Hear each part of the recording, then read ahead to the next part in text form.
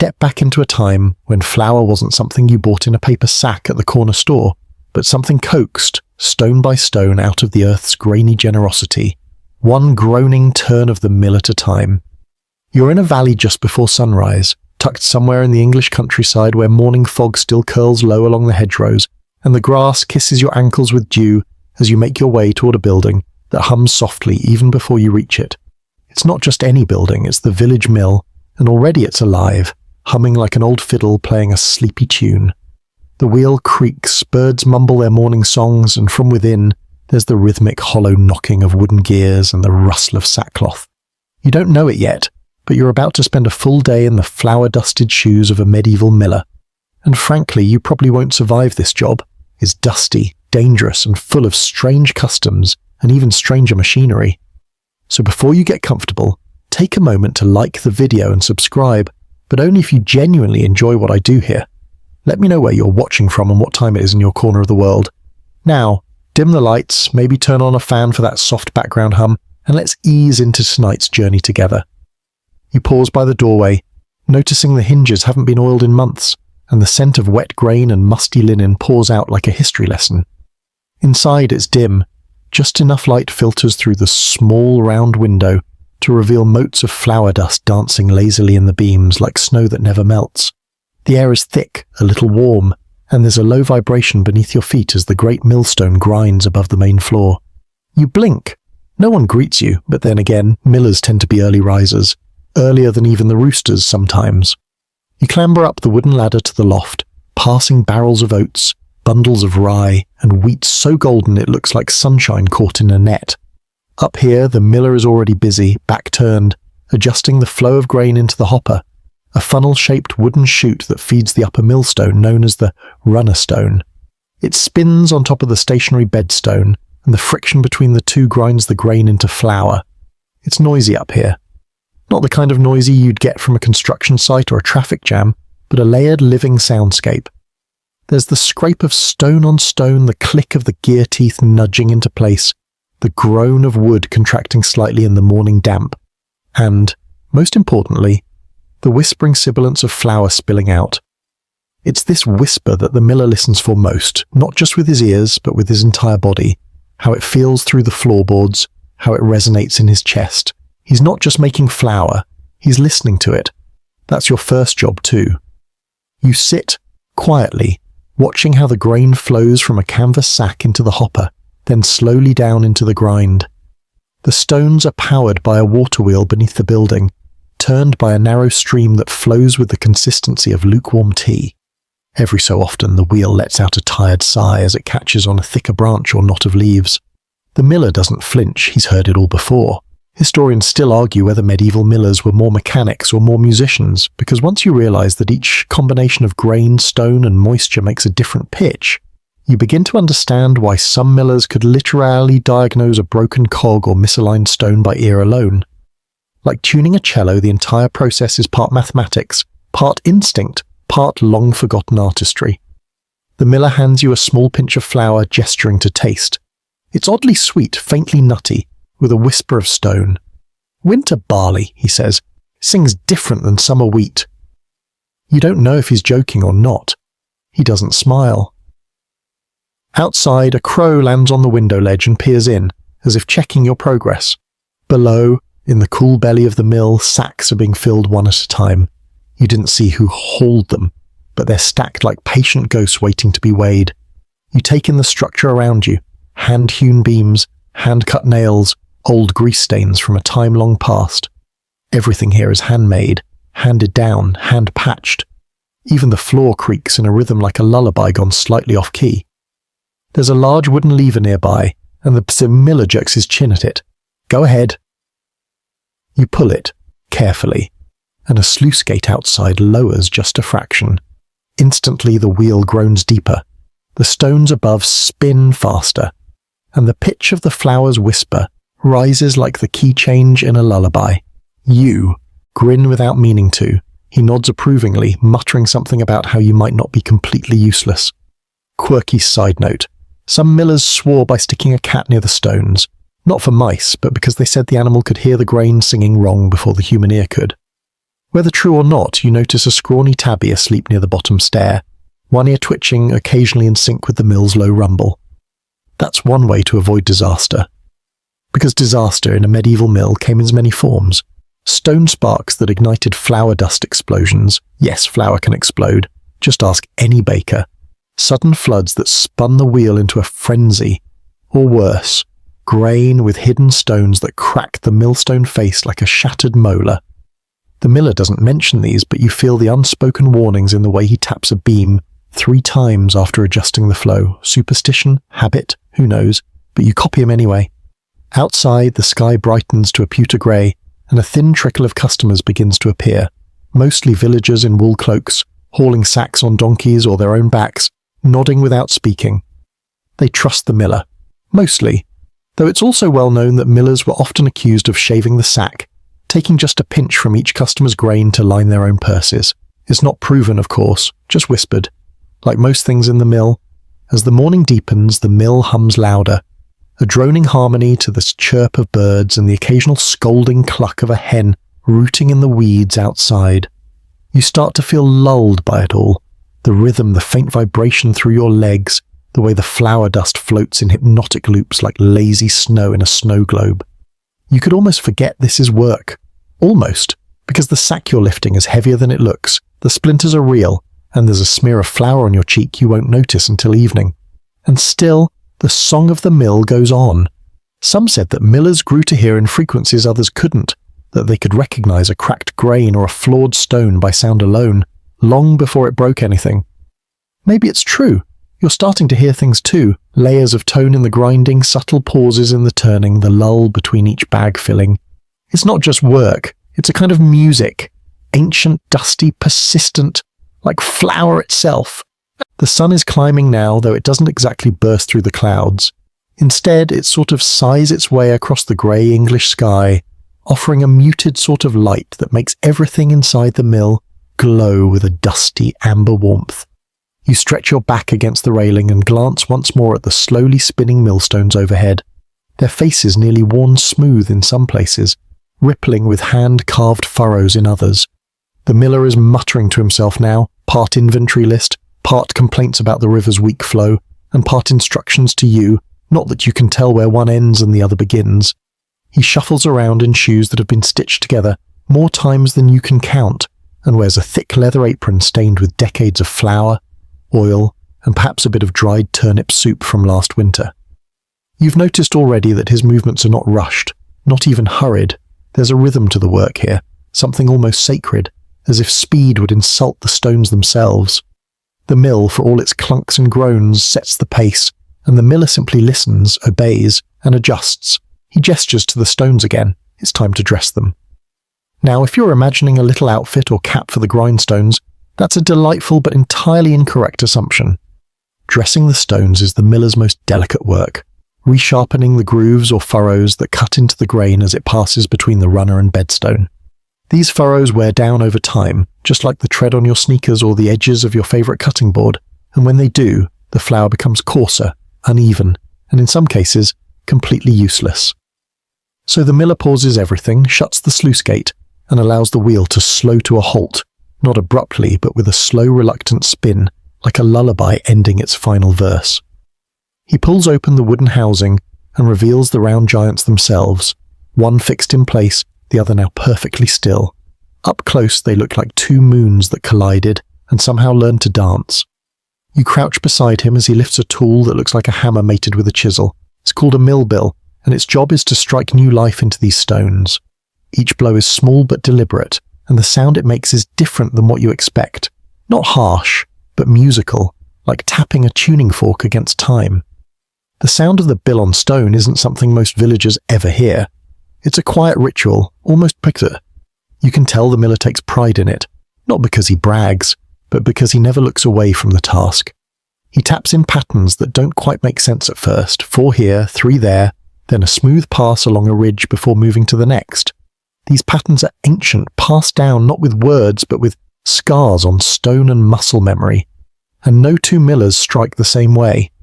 Historians still argue whether these dressing patterns were regional trademarks or simply individual quirks, but there's little documentation.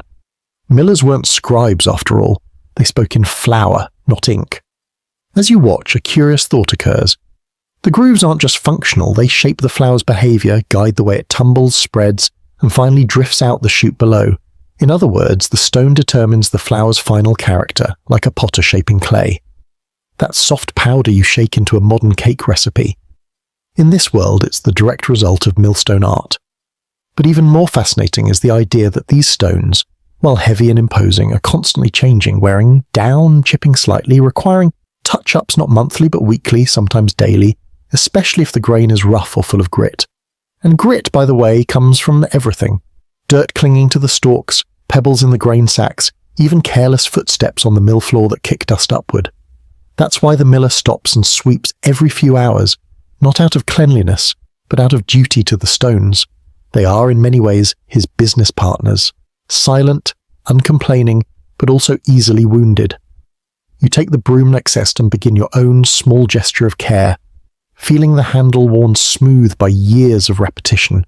The bristles don't do much against the sticky corners where flour has clumped from dampness, but they do make a satisfying rasp against the wooden planks, and the sound, like a soft brush on canvas, blends nicely with the wheel's creaking restart. Yes, the sluice gate has been opened again. Water flows beneath your feet like a gentle stream of breath, and soon the wheel begins turning. Slowly at first, then with increasing confidence, until the upper stone resumes its steady spin. The mill is alive again, and the faint whine of friction returns like a melody you didn't realize you'd missed. The flour begins to fall, this time more evenly, like sand through a whispering hourglass. You don't even need to look. You can feel the difference. That's when the miller teaches you the test of touch. He takes a pinch of flour and rolls it between his thumb and forefinger. Feel that? He asks. Too fine, and it'll pack too tight. Too coarse, and the baker'll curse your name in 3 languages. You nod, pretending you feel the difference, but truthfully, it all feels like powder. He sighs. You'll learn. Your fingers just need to listen harder. And so you do. You practice, running handfuls of flour through your hands, noticing how some grains fall like silk, others like grit, till others like soft ash. Each texture tells a story about how the stone has met the grain, how fast it turned, how dry the air was. These are things you can't record with ink or teach from a book. They have to be absorbed through skin and repetition. The old millers, they say, could even tell by the scent, nutty for rye, earthy for barley, slightly sweet for fresh wheat. And if the flour smelled faintly bitter, it meant the stones had run dry, grinding against each other with no grain in between, which meant friction, heat, and eventually disaster. One mill in France, the miller tells you, once exploded because the dry grind sent sparks into the airborne flour dust. The entire upper loft went up in a poof of flaming pastry. Makes you respect the work, he mutters, and you nod, suddenly aware that this sleepy little job is anything but. There's a small bell tied near the stone frame. It dings when the sack is full and the flour begins to back up. You learn to listen for it, the way you'd learn to listen for a kettle whistling or a timer dinging in a quiet kitchen. Except here, the stakes are a little higher. A full sack can spill and waste a day's work. The bell doesn't scream, it gently informs. Like everything else here, it is part of a language spoken in rustles, vibrations, and flour sighs. Outside, the air smells different. The sun has warmed the grass, and the scent of wild thyme drifts in through the windows. A woman arrives with a cart of barley and a toddler clutching her skirts, and you help unload the bags, feeling the weight bite into your shoulders. They don't thank you directly, but she leaves a small cheese wrapped in cloth on the beam as she leaves. Payment in kind. Another man drops off millet, which you haven't milled before. The miller hands you the bag. Listen carefully. It hums higher than wheat. You don't ask how he knows. You just nod and listen. The mill continues, and by now you can almost predict the next creak, the next sigh, the next twitch of the sleepy cat who, despite appearances, never misses a beat.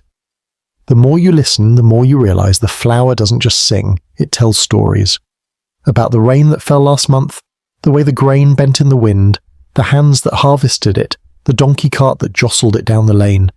Each whisper, each dust-mote dance is part of a centuries-old conversation, and somehow you've been invited to join it.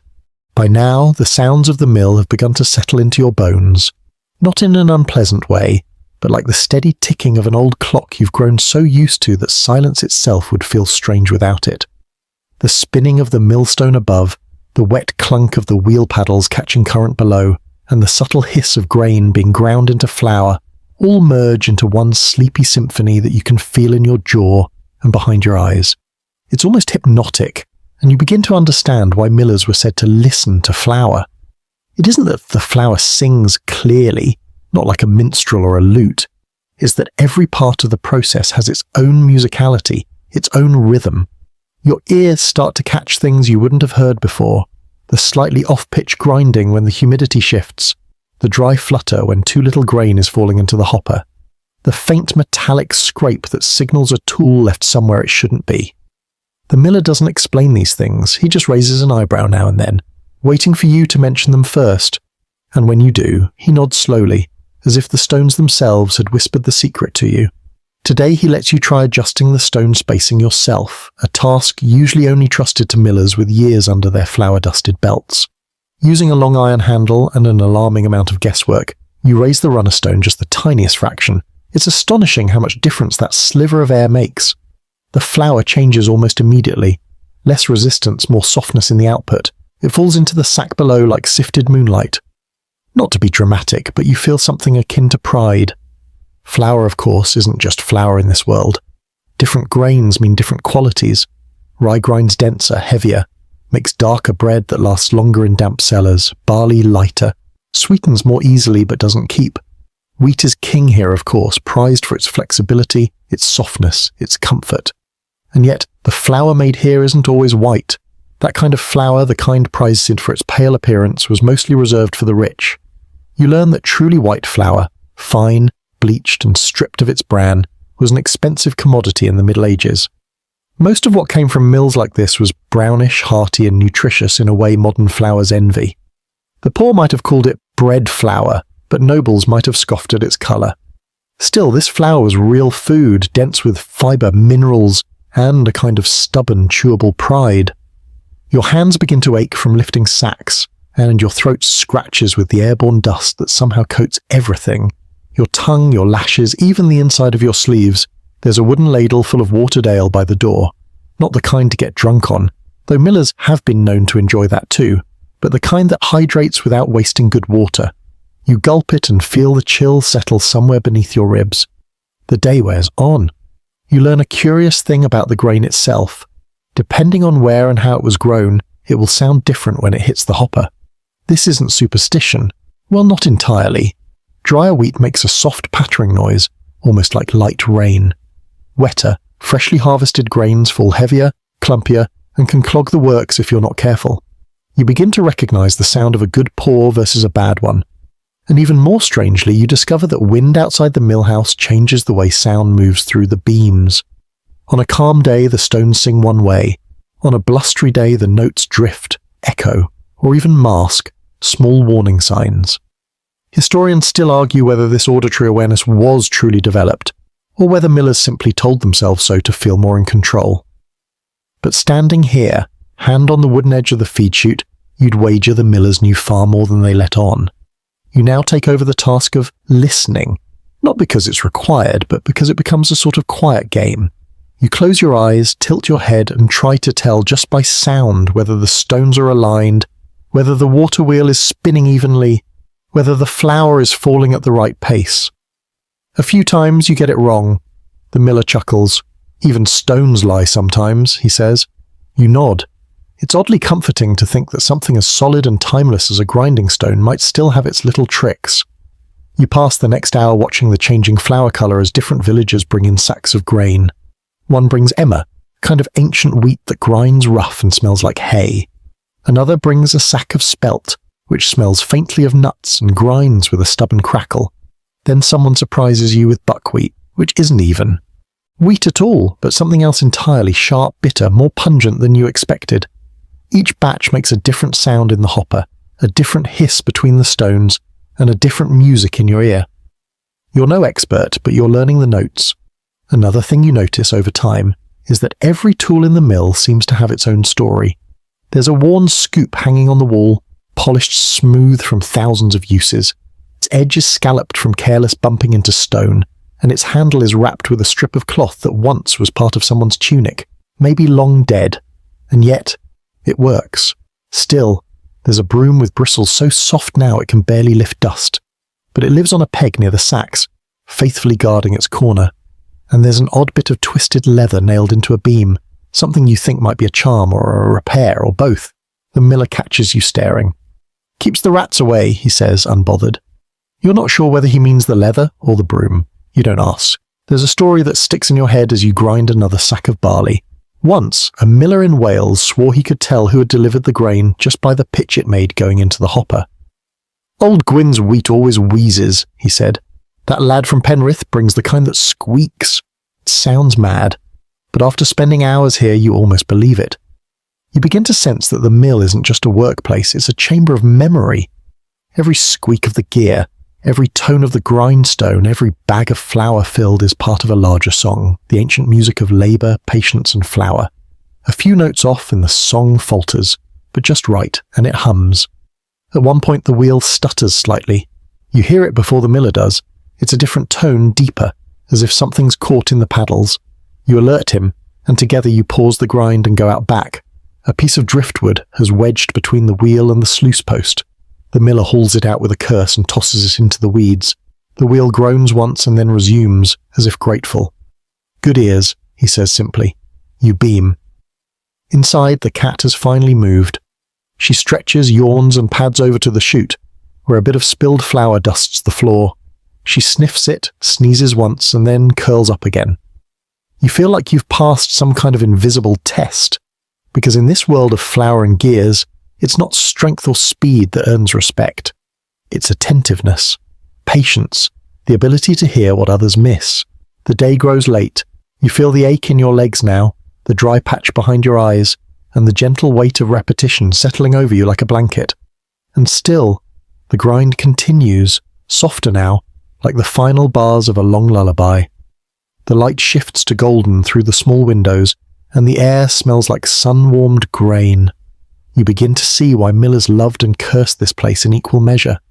It's demanding, yes, and messy, and sometimes unfair, but it's also peaceful, rhythmic, a world where you can quite literally hear your progress as it happens, and in the end, what more comforting song could there be than that? By the time the sun tilts lazily toward late afternoon, painting the tops of the trees outside in a soft, diluted gold, you've become nearly fluent in the language of the mill. You no longer flinch when the wheel lets out a deep groan or the gears hiccup slightly as they shift under weight. You move between tasks like a quiet ghost, checking the grain chute, brushing flour from the gear teeth with a bundle of twigs tied together with the old twine, and testing each new batch of flour with a pinch and a rub between your fingers. The mill hums around you like a tired but contented old man, steady and slow, never hurried. You begin to feel its mood, almost, its likes and dislikes, the way it creaks approvingly when the grain is dry and smooth, the way it rattles disapprovingly when the bags are stacked too fast or the river flow slackens. The miller, for all his dusty silence, trusts you enough now to leave you alone for a stretch. He disappears out back, perhaps to check the weir, perhaps to sneak a nap under the alder tree. Either way, you're left with the rhythm of the stones and the peculiar comfort of repetition. You settle into your own groove, feeling out the process with more confidence than before. That's when it happens, the faintest shift in tone. The flour begins to hiss more sharply, almost like it's complaining. The stone pitch changes by a fraction, so tiny most ears would miss it. But you don't. You shut the sluice gate halfway, watch the wheel slow, and then open the housing above to check the feed. Sure enough, a clump of rye has jammed in the chute, clogging the even flow. You knock it loose with a stick and restart the water. The song returns to normal and you can't help but smile. You caught it. You listened.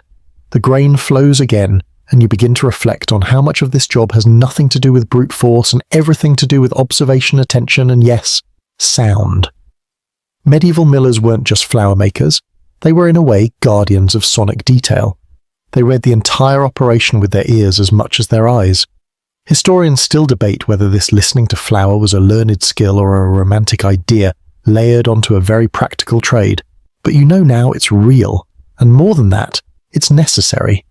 You begin to recall what the miller told you earlier so in the day, that some grains sing like birds and others like bees, some groan, some purr. He wasn't joking. Flour has character, and it speaks, if only you slow down enough to hear it. You make your way downstairs to the main floor, where the filled sacks sit waiting for pickup. Each is hand-tied with a loop of rope, and you notice that the way the rope creaks when hoisted can even tell you how full or dense the bag is. Small signs, small sounds, all part of the wider music. A boy comes in to pick up flour for his family.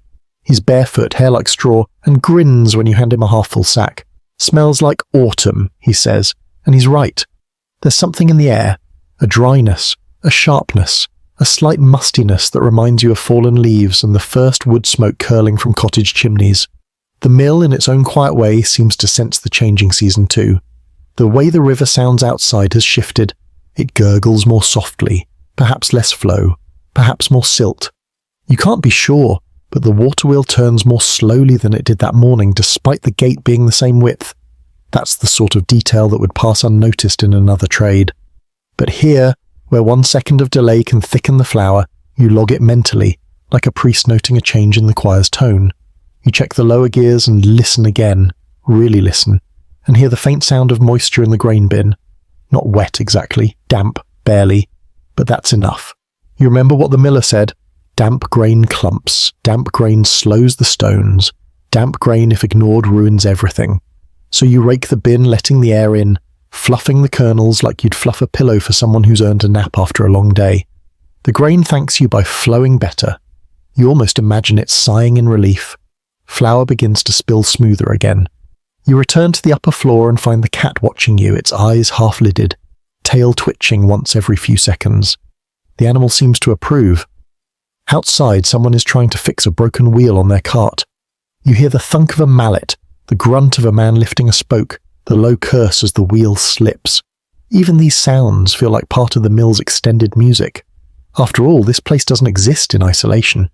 The village hums around it like a harmony line beneath a melody.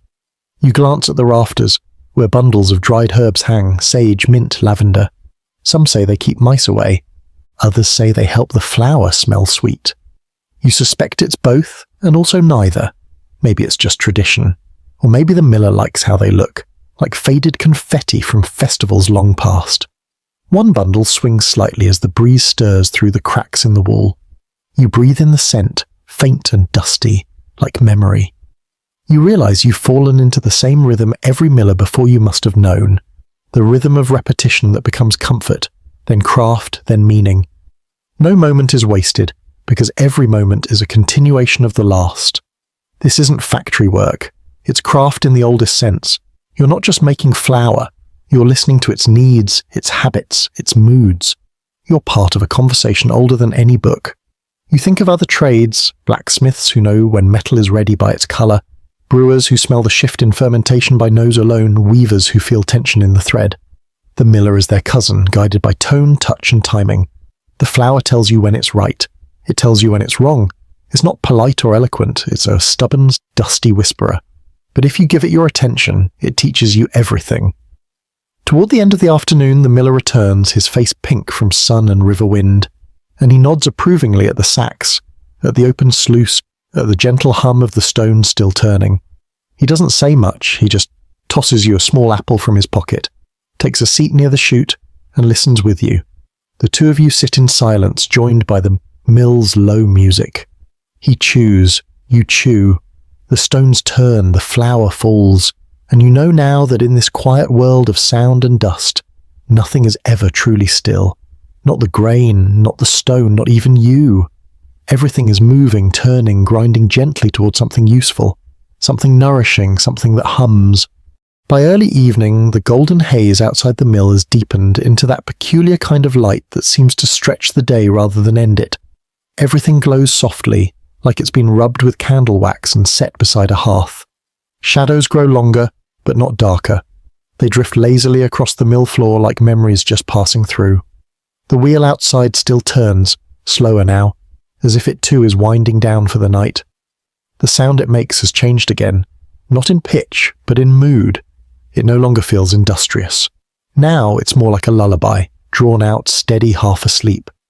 You and the miller remain inside, sharing this quiet moment as the grindstones finish one of the last batches of grain. You notice how he closes his eyes every so often, not from fatigue, but from listening. There's nothing else to see. The flour falls the same, the sacks feel the same, but he hears something in the stones that you're only beginning to understand. She's tired, he mutters, meaning the mill. Not broken, not damaged, just tired. The same way a horse slows near the end of a long road. You nod because it makes sense somehow. You reach down and feel the floorboards. The vibration is softer now, like a sleeping heartbeat, the mill settling into its nighttime rhythm. The light from the high windows slants inward in gentle ribbons, casting a golden patterns across the gears, the walls, and the cat, who is now fully sprawled out like royalty on the flour-dusted stairs. Everything is quiet but not silent. The mill doesn't do silence. Even in stillness it hums faintly, as if echoing all the years it's been in use. Generations of voices have echoed here, millers muttering to themselves, farmers negotiating grain weight, children stealing handfuls of flour to make pretend snow. These sounds don't leave. They sink into the beams, the stones, the very grain. And if you listen hard enough, you can still hear the echoes, buried under the current churn of the stones.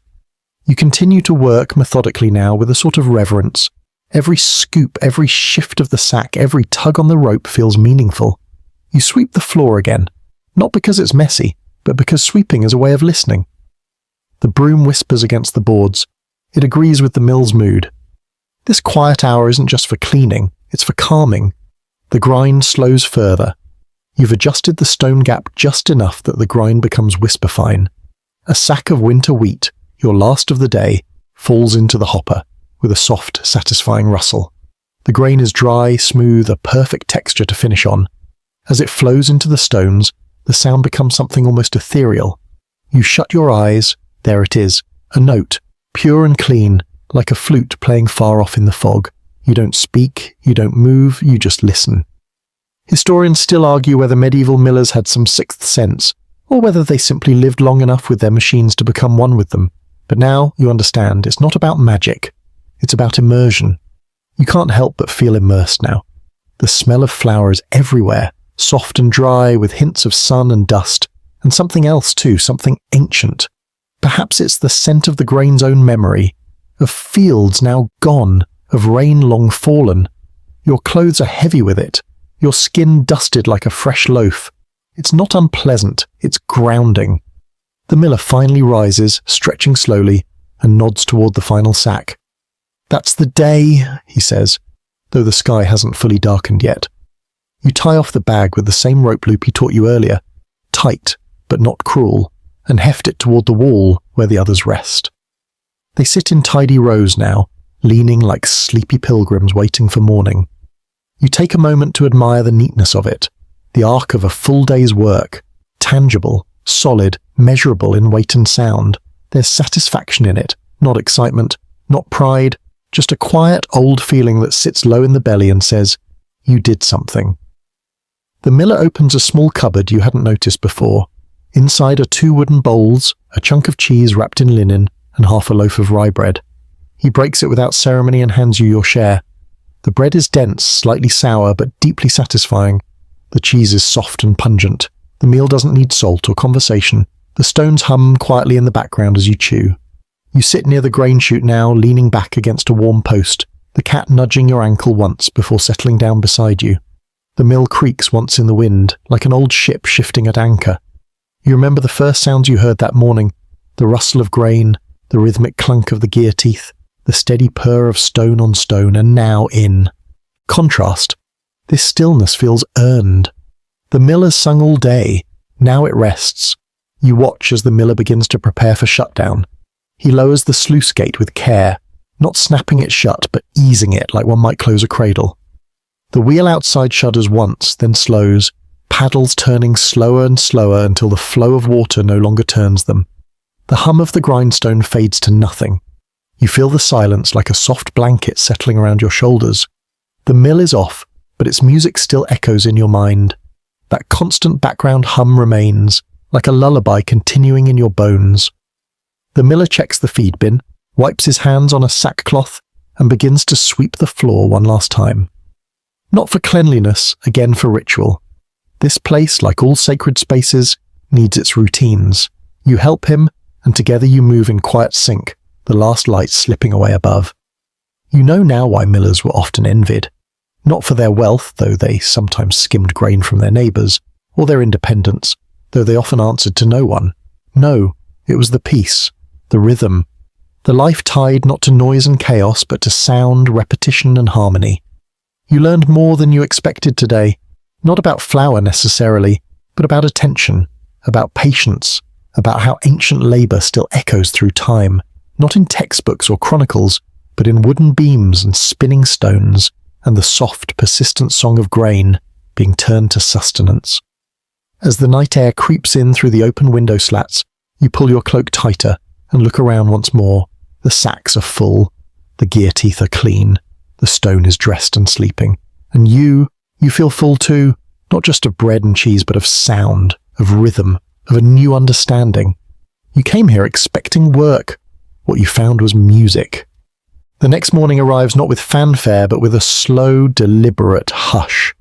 There's no rooster in earshot, no bells from the village chapel, only the quiet gurgle of the stream outside and the sound of your own breath as you stir awake inside the loft above the milling floor. You didn't intend to fall asleep here, wrapped in a woolen cloak and resting against a burlap sack of rye, but the mill's soft music, even when silenced, lulled you into rest more completely than any featherbed could.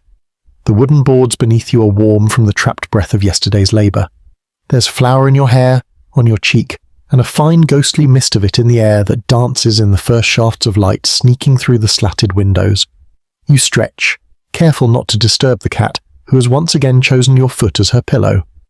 She opens one eye, flicks her tail, and then returns to the universal feline task of ignoring everything that isn't breakfast. Down below, the mill is still, not lifeless, just resting. The great stones are silent, and the gears sleep like wooden bones with no muscle to stir them. But even in this stillness you can hear things, the creak of wood settling in the cold, the faint tap-tap of a grain beetle somewhere in the storage loft above, and the low murmur of the stream beyond the walls. These are not sounds of work, but of waiting, of readiness. You rise quietly, brushing off yesterday's dust, and descend the ladder. The morning is cool, not cold, but there's a thin wetness to the air that clings to your arms like a dew-soaked linen shirt. Outside, the sky is white, neither sunny nor overcast, just uncommitted. You open the sluice gate just enough for a whisper of water to reawaken the wheel, and almost at once the paddles twitch. Then turn, then churn. You watch them for a while, hypnotized again by the elegance of such simple design. River, wheel, stone. The mill begins to wake with a yawn rather than a shout.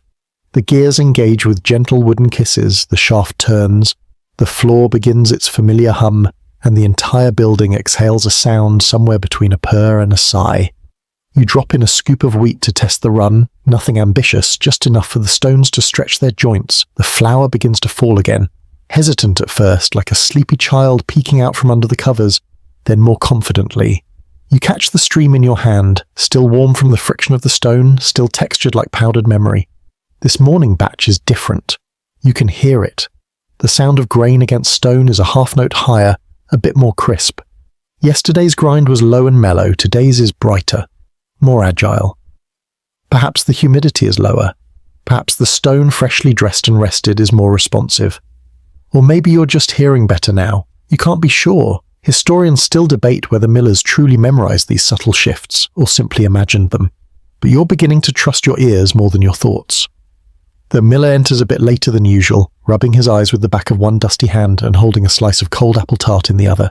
He glances at the steady grind and raises an eyebrow. Already running her? You nod.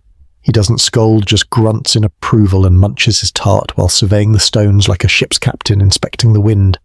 She sounds awake today, he says. Sharp. You smile. You heard it too. By mid-morning, the first visitors arrive.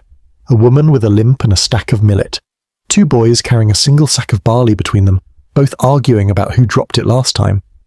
A baker from the village's southern edge who insists on watching every turn of the stones, as if you might try to sneak chalk into the mix when he blinks.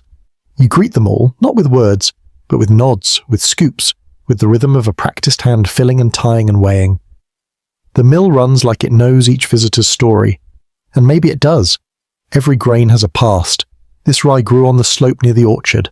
That spelt came from fields bordered by sheep paths and fox dens, and every batch carries a slightly different tone when it's ground. You begin to think of the flour as a kind of voice print. Just as no two singers sound the same, no two sacks of grain fall and grind with the same sound. You remember a story the miller told you yesterday, about a monk who once claimed he could tell whether the wheat had grown near a monastery or near a battlefield based on how the flour felt between his fingers. Wheat grown near blood, the monk reportedly said, grinds bitter. You're not sure if he meant it literally, but the image sticks. There's a poetic logic to it. In any case, you begin to pay closer attention to each sack, to where it came from, to how it sings. Today there's a bag of oats that grinds with a low rumble like thunder trapped under the floor. A batch of rye from the east edge of the valley that hisses with a strange sharpness, almost metallic. The flour that falls from it is darker, coarser, with tiny flecks of hull still visible. The baker grumbles, but takes it anyway. Strong bread flour, you say. He grunts. Later, a boy comes with a small sack of forgotten grain. Nobody knows what it is. You test it cautiously. The sound is wild, erratic, popping and clicking like a tiny chorus of crickets. The flour it produces is uneven but fragrant, possibly chickpeas or a mix. Something ancient, the miller guesses, or something careless. You bag it separately, label it with a charcoal scribble that just says, and place it near the door. Some bread maker will find a use for it. The cat, meanwhile, continues her silent reign, leaping from sack to beam to rafter like a soft, powdered ghost. You find one of her paw prints on the fresh flour bin and leave it there. It feels like part of the ritual now. The rhythm of the day continues, and with each new sack, each new grind, the mill's music evolves. You begin to hear patterns you hadn't noticed before, how heavier grains produce a deeper baseline thrum, how light grains almost giggle as they fall, how the wheel's paddles splash slightly differently depending on which part of the river current they catch. The entire place is like an orchestra, and you're learning not just to play an instrument, but to conduct. Near midday, the miller invites you to the stream's edge for a quick rinse and a shared lunch. Bread, of course, a bit of onion, a handful of boiled chestnuts. He dips his bread in the river, lets it soak, then eats it without complaint. Water's cold enough to wake the saints, he mutters. You laugh, you eat, you listen. Even out here, away from the grinding stones, the mill's music continues in your head. A soft, persistent echo of wooden gears and flour whispers. It's no longer noise, it's presence, it's memory. It's sound made sacred by attention. After your brief midday meal by the stream, your hands still damp, crumbs of bread lingering at the edges of your sleeves, you return to the mill with a new kind of awareness. Not sharper necessarily, but quieter, more open. The way a room feels after someone has stepped out and left only the scent of their presence behind. The wheel is still turning at its slow, steady pace, but now the sound of it feels less like machinery and more like heartbeat. You step inside and everything greets you with that familiar low hum. The tap of water against wood, the groan of timber beams shifting in the breeze, the faint scratch of grain slipping into the stone's waiting mouth. You don't speak as you rejoin the work. You don't need to. The mill doesn't reward chatter. It rewards rhythm, and yours is beginning to settle into something close to instinct. The flour today seems slightly drier. Whether it's the air or the grain, you're not certain. But you adjust the feed anyway, narrowing the gap by a hair's width, just enough to slow the fall. Immediately the sound changes. Not dramatically, but enough. A little more of a rasp, less of a murmur. The flour that falls into the trough is finer, silkier, drifting into the sack like pale fog. You let it run, watching it rise in soft piles like miniature dunes. The light from the upper windows glances off the dust, and for a moment, the air itself glows. You remember now something the miller told you once while he was oiling the gear shaft with a wad of old wool dipped in lard. The flour always tells you the truth, even if you don't ask. And it does. It never lies. It just doesn't shout. You think of how many people in the village depend on this quiet truth. How many hands will knead this flour? How many ovens will warm it? How many mouths will bite into its crust? This isn't just flour, it's sustenance, it's winter insurance, it's forgiveness after long arguments, it's breakfast and burial and everything in between. The next customer arrives just as you're tying off a completed sack. She's older than most, wrapped in layers of linen and wool, eyes sharp beneath her scarf. She offers a bag of barley, and as you lift it, she doesn't look at the stones. She looks at you. Can you hear it yet? she asks, voice low and rasped with age. You blink. The barley? No, she says, smiling slightly. The singing. You pause, then nod. Not because you're sure you understand, but because you do, a little. She doesn't say anything else, just watches as you begin to pour the grain. The barley tumbles into the hopper with a dry whisper, and the sound it makes isn't beautiful exactly, but it's true. Honest. And you realize, yes, in a way, it is singing. Maybe not to everyone, but to you and to her, as she nods once as if satisfied, then disappears down the path toward the far lane. You'll think about her voice later. You'll think about how her question didn't confuse you, it recognized something. Something that's been building in you since your first day here.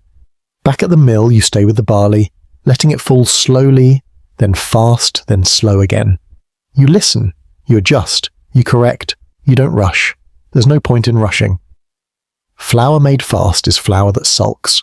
Flour made slow is flour that remembers how to be bred. The stones begin to warm again, the heat of friction rising like breath from their centers. You place your hand near the chute and feel it. Gentle, steady warmth, like the skin of a sleeping child. You keep going. Another bag, another rhythm, another slight shift in tone.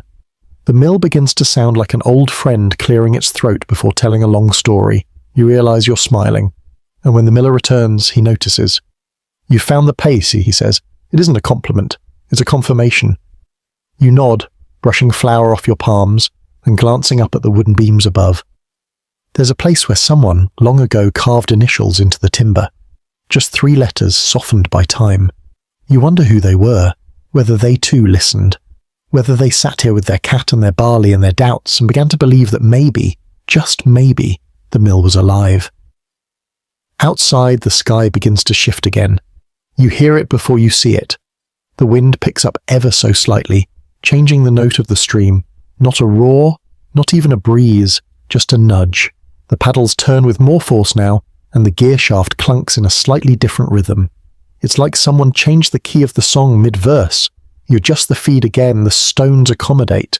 You know now, without even thinking, that the flour will be coarser unless you narrow the gap. You do so gently, the note softens, the song resumes. Historians still argue about how much medieval millers really understood of their tools. Some say they were craftsmen. Others say they were caretakers. A few argue that they were something closer to priests mediating between nature and need. You're not sure who's right. But today, right now, with your hands full of grain and your ears full of stone music, you feel something forward. Not religious, just timeless.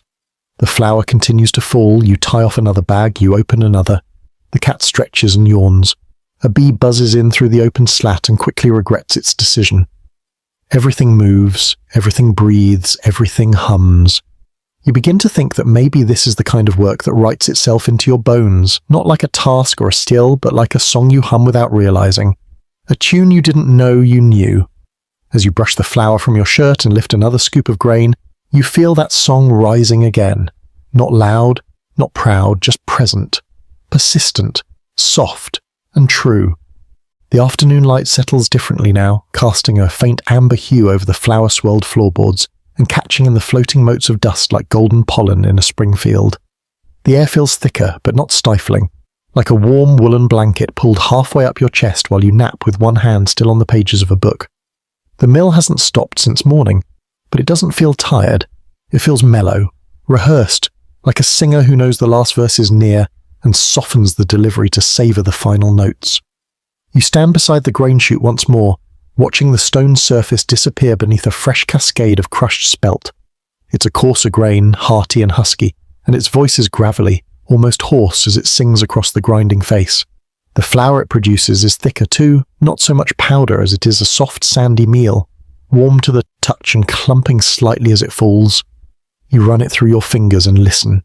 The song is lower now, broader. Like an old bard telling the same tale he's told 100 times, but meaning it all the more because of that. As you work, your thoughts begin to drift, not in distraction, but in sync with the rhythm of the mill. You begin to imagine the many hands that have passed through the here before yours, the young and old, the anxious and weary, the joyful and the grieving, all of them standing in this same dust, hearing the same music, tying the same knots in the same twisted ropes.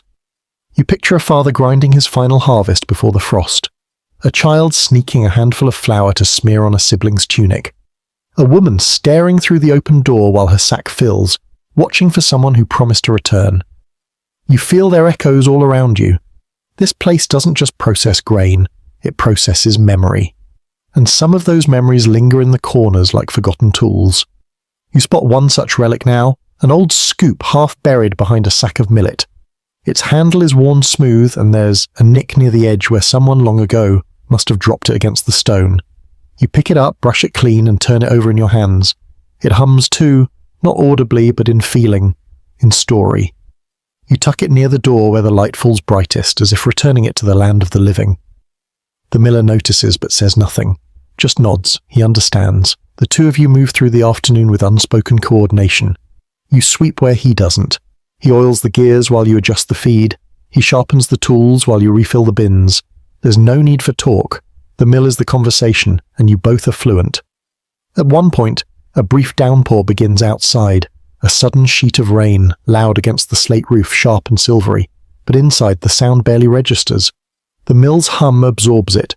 The stones continue, the grain falls, and the cat, whose dislike of wet weather is legendary, simply curls tighter in her spot behind the rye sacks and continues her nap.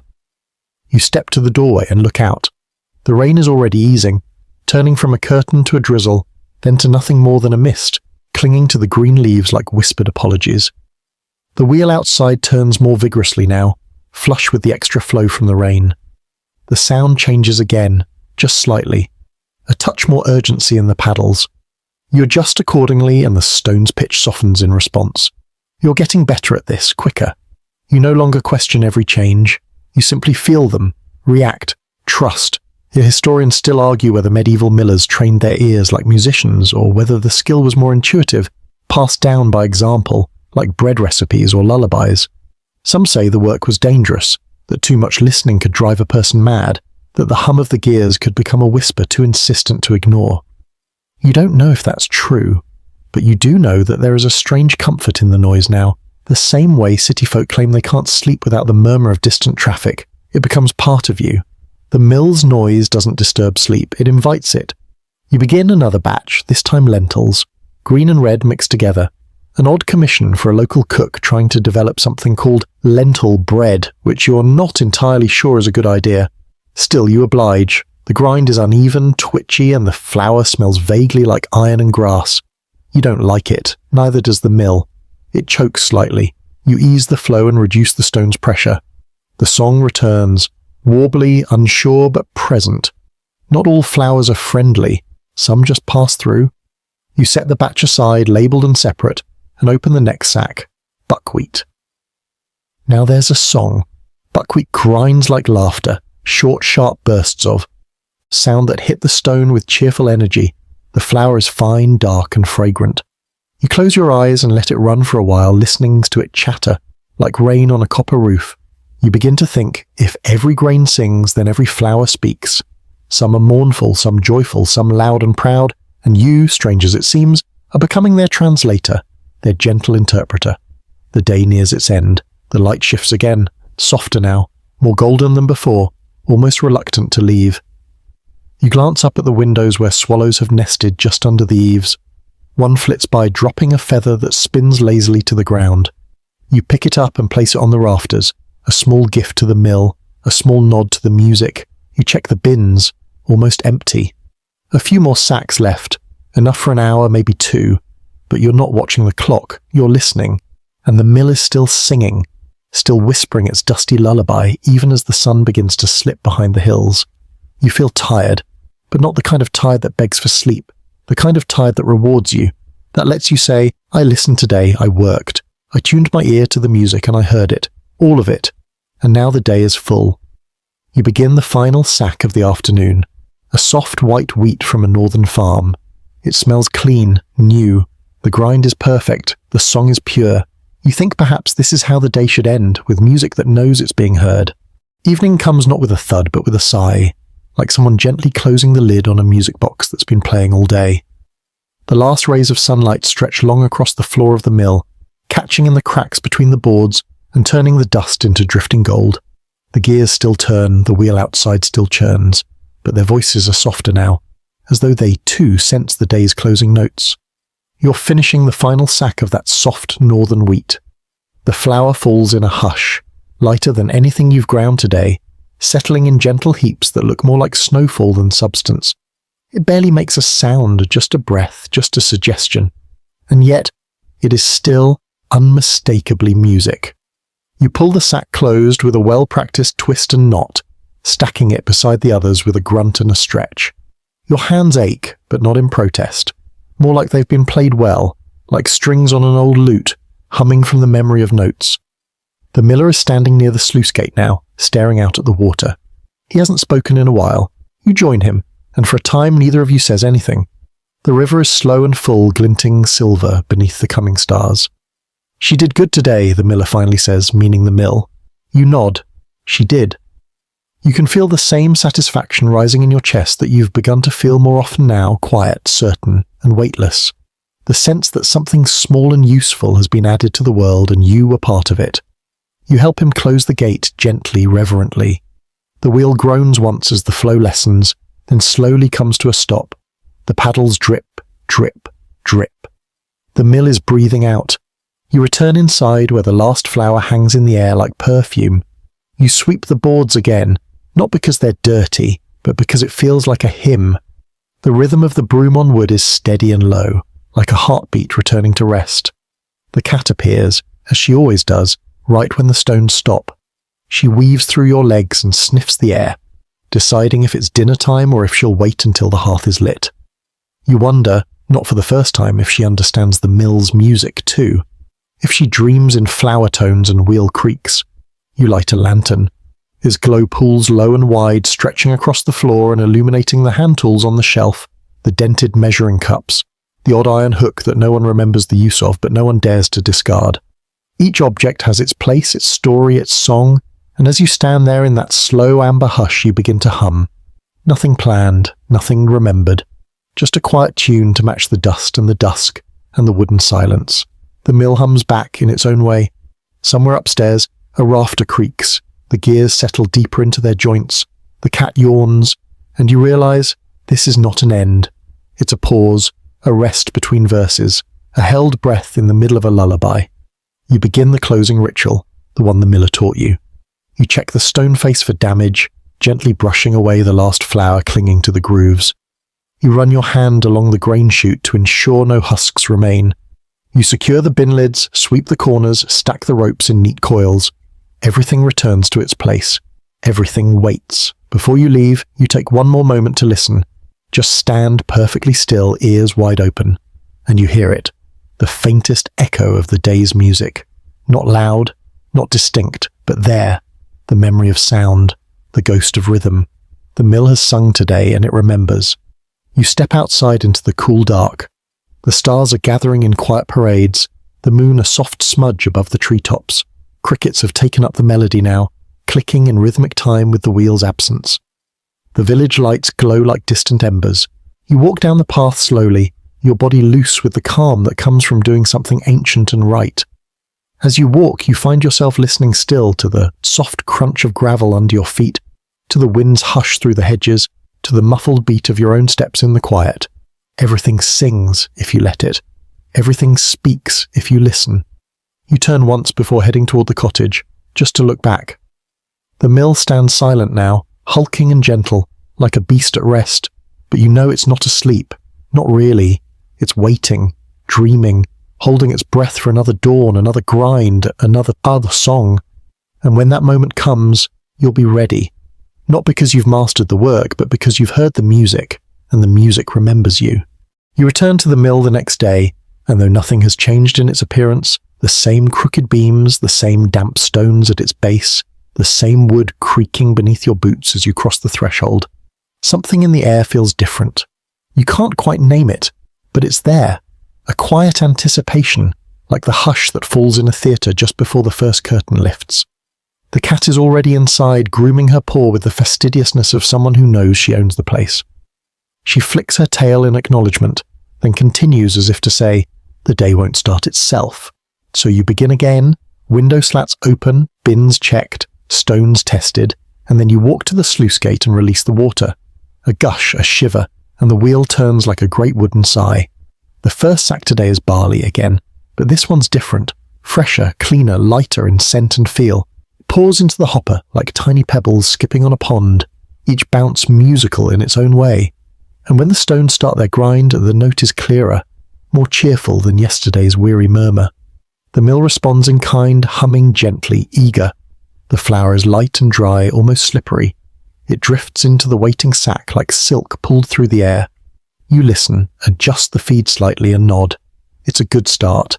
Before long, the day settles into its rhythm. A steady procession of villagers arrives, some familiar, others new. An elderly woman brings spelt tide and a scrap of embroidered linen.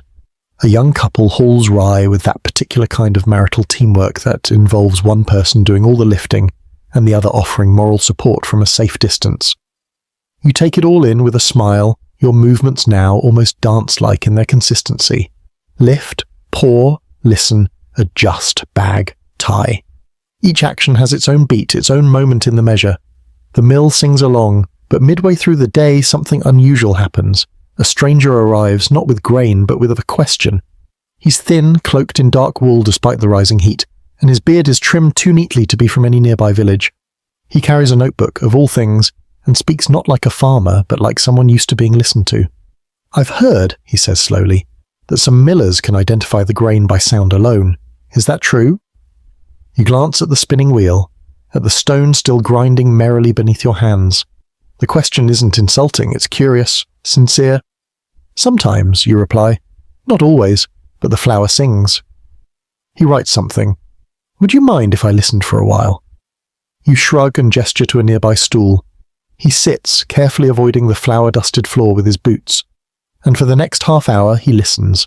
He says nothing, just scribbles, occasionally closing his eyes to focus. When the miller returns from fetching more grain from the barn, he sees the man and raises an eyebrow. "Scholar," he mutters, "come to learn what you can't teach." You stifle a chuckle. The scholar doesn't seem offended. He listens to a batch of millet, its quick clicking chatter, like footsteps on cobblestone, and then asks, "Do you think the sounds vary from season to season?" You consider this. Spring grain grinds softer, less dense. Autumn grain hums deeper, like it's carrying the weight of the year. He smiles. That's what I was hoping to hear. Historians still debate whether medieval millers were ever considered artisans or simply craftsmen. Some argue they were nothing more than necessary labourers, grinding away day after day in anonymous service to the village. Others claim they were among the most intuitive workers of their time, attuned to texture, pressure, sound and speed, senses as vital to their craft as sight is to a painter. The scholar leaves before the sun peaks, thanking you for your time and promising to write only what's fair. You hope that means something. You go back to the grain. Today's variety is wider than usual. Someone's brought cracked rye mixed with wildgrass seed. Another has oats with husks still clinging stubbornly to every kernel. There's even a bag of dried peas, to be turned into pea flour for soup thickening.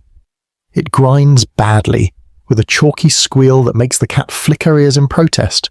But even that sound, you think, has its place in the song. As the sun moves westward, the quality of the light shifts. It's golden now, longer, slanting in through the open slats in thin shafts that spotlight your work like you're on some kind of gentle stage. The flower dances in those beams, a soft floating halo around everything you touch. You begin to imagine the mill itself as a living thing, a memory keeper, a singer, a witness. Every grain it crushes, every stone it turns, every squeak and creak. And breath is recorded in the echoing hollows of its beams. You can almost hear them if you stand still long enough. The voices of old hands and older days speaking in flower and silence. A knock at the door breaks the spell. A boy enters, maybe 10 years old, holding a tiny, near-empty sack. "It's not much," he says, embarrassed. "Mum says it's all we had left." You take the sack. It's barely enough for a single loaf. Millie, mixed with cracked wheat and something else, hard to say. You pour it in gently. The mill stutters, then accepts it. The song is strange, short, unpredictable, like someone humming without remembering the tune. But it plays, and you grind it slowly, carefully, coaxing every note from the stubborn grain. When the flour falls, you collect it yourself, wrapping it carefully and handing it back to the boy with a nod. Tell your mum it sings fine, you say. He beams, runs off, and you realise you've done something quiet but important. Not for bread, for dignity. The day ends with one final sack, a simple one, familiar, soft in your hands. The stone welcomes it. The song returns to a clear, slow rhythm, like the first verse of a lullaby you know by heart. The mill begins to exhale, you begin to sweep. The cat yawns, the sun bows, and as the stones wind down, as the gears groan their tired groan, you feel it again, that sense of being part of something bigger, older and entirely unhurried. You close the gate, dust your hands, look around one last time. The mill is still singing, even in silence, and you're still listening. You wake the next morning to the sound of soft rain on the shutters, not urgent, just a gentle tapping like someone politely asking for permission to enter. You dress slowly, fingers tracing over wool and leather as the chill of the damp air settles on your skin. Outside, the world is washed in grey, but the path to the mill is familiar enough now that you could walk it blindfolded. Each step a memory your feet already know. The grass glistens and puddles form in the dips of the worn trail. The trees drip rhythmically, their branches dotting as you pass. You open the mill door and the scent greets you. Damp timber, cold stone, yesterday's flour still clinging to the air. It smells lived in, like old pages of a journal, and the moment you cross the threshold, the space seems to exhale with you. The cat is nowhere to be seen this morning, likely curled into a ball under one of the rye sacks, boycotting the wet weather. You don't blame her. You light a lantern and set about the morning rituals. The grain bins need checking. There's a puddle by the corner window seeping in from a place you thought you'd patched last month. You mop it up, shake your head, and then move to the sluice. The water outside is faster now from the overnight rainfall, the stream swollen with mud and urgency. You lift the gate cautiously. The wheel lurches to life more quickly than usual, the paddles slapping with force. Inside, the gears answer in sharper tones. Noisy, almost hasty. You'll need to adjust things today. The mill is louder, less composed, more like a river than a song. You listen to it carefully, hands on the gear shaft, and then begin to fine-tune the tension. You close one of the feeder flaps slightly, pull back the rope holding the chute. Slowly the pitch softens. The song finds its footing. The first sack is buckwheat. Dark, fragrant. A favourite among the old villagers who swear it gives them stronger bones and dreams that last until morning. You pour it in and listen. It sounds like pattering rain when it hits the stone, then shifts to a soft hiss, like breathing against a window. The flour falls thick and hearty, smelling almost of wood smoke. You breathe it in. It feels like something that remembers stories. Mid-morning brings a quiet visitor. A woman in a green cloak, with a braid as long as your arm and boots crusted with wet leaves. She doesn't speak, just nods and hands you a sack of grain that smells faintly of fennel and pine. It's not blend, spelt oat and something bitter you can't quite name. As it hits the stone, it grinds with an irregular rhythm. Not unpleasant, just mischievous. Like a song that keeps switching key mid-verse, you adjust and let it play out. The woman stands silently beside the doorway, eyes closed, as though listening to something only she can hear. When the flour is bagged and tied, she takes it, offers you a sprig of thyme from her pocket, and vanishes down the road before you can ask her name. You pin the thyme to the wooden beam above the millstone. It's already drying, curling slightly at the edges. The rain doesn't let up, but neither does the work. The afternoon brings more sacks, each with their own story. One from a widow whose wheat was soaked in last week's storm. Its grind is sluggish, water-heavy, and you have to stop and clean the chute twice. One from a pair of brothers arguing about whether to mix barley with rye. They settle on half and half, and the flour that results smells suspiciously like compromise. And one from the blacksmith's apprentice. A young man so unsure of himself he drops the bag twice before reaching the door. His grain, simple oat grinds beautifully. You tell him so. He stands taller after that. Historians still argue over how personalised medieval milling really was. Some believe it was entirely mechanical, grain goes in, flour comes out, no deeper meaning. Others suggest that in small communities like this mill became a kind of listening post, a confidant. A place where people brought not just their harvest, but their worries, their intentions, their quiet hopes.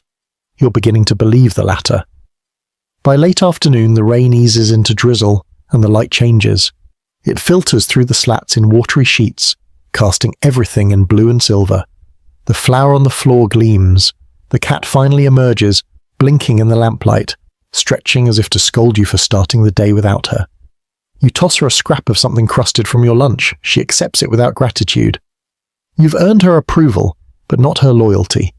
You grind the last sack with particular care. This one's from your own store. A bit of mixed grain you saved, partly for practice, partly out of curiosity. It grinds beautifully. The song is slow and content, like the final notes of a lullaby hummed to a baby already asleep. You let it run long, not because you need to, but because the sound is perfect. Outside, evening gathers like wool on the horizon. The last light softens everything, your hands, the stones, the dust floating through the air.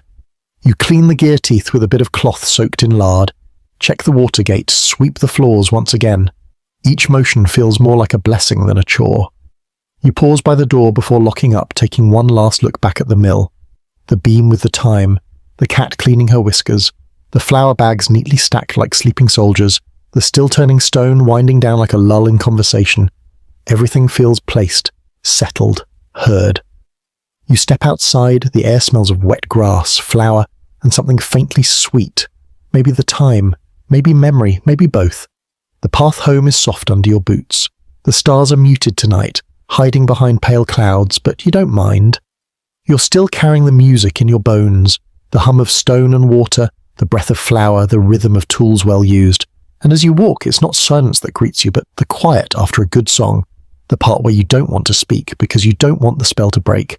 The mill has sung its truth again today, and you were there to listen. The next morning, the air is heavy with fog, thick, pearly mist that swallows sound and slows everything down. You step outside and the world feels muffled, like you're walking through a dream. Your breath clouds in front of your face. Your boots leave soft prints in dew-soaked earth, and the mill looms ahead like an old story rising up from the pages of a forgotten book. The wheel isn't turning yet, and the stream is quiet, as though it too is waiting for your touch. You push open the mill door and the air inside is warmer than outside, faintly scented with wood smoke and yesterday's grind. The cat is already there, nestled into a patch of wool scrap near the hearth, her belly rising and falling in contented sleep. You don't disturb her, there's no need. The stillness inside the mill is beautiful this morning. You move slowly, carefully, as though you're inside a chapel. The rituals begin.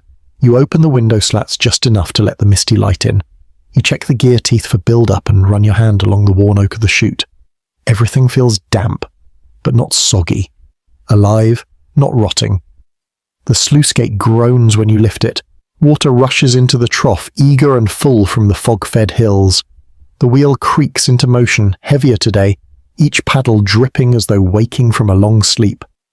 The grindstone responds with a yawning moan, not unpleasant, more like an old man stretching his back before rising. It's a deep, slow sound, and the entire mill seems to breathe along with it. The first sack is barley, from the widow who always ties her cords too tightly. You cut it open and let the grain pour in. It tumbles with a soft thrum, like fingertips tapping on a table in idle thought. As it hits the stone, the sound it makes is soothing, low, like a lullaby sung in a key few people remember how to play. The flour that comes is heavy, full, and flecked with golden husks. It smells like early harvest, like storage bins and hope. As the sack fills, you listen, not just to the grind, but to everything, the way the water flows outside, the way the belt slaps lightly against the turning spindle, the faint crack of settling wood in the beams overhead. You think to yourself that this isn't noise, this is a concert, a quiet symphony, one meant only for those who come close enough to hear it. Later that morning, a boy arrives carrying 2 small sacks. He says his father hurt his leg and couldn't come, so he's been sent instead. He looks nervous, hands too big for his arms, boys cracking like kindling in a cold stove. You show him how to pour the grain, how to adjust the rope tension, how to listen for the pitch change when the grindstone gets too dry. He nods, watching with the wide, reverent eyes of someone who suspects they're being shown magic. It sounds like singing, he says softly. You smile and nod. It always does. You let him help tie the flour bag at the end. His fingers fumble, but he finishes the knot.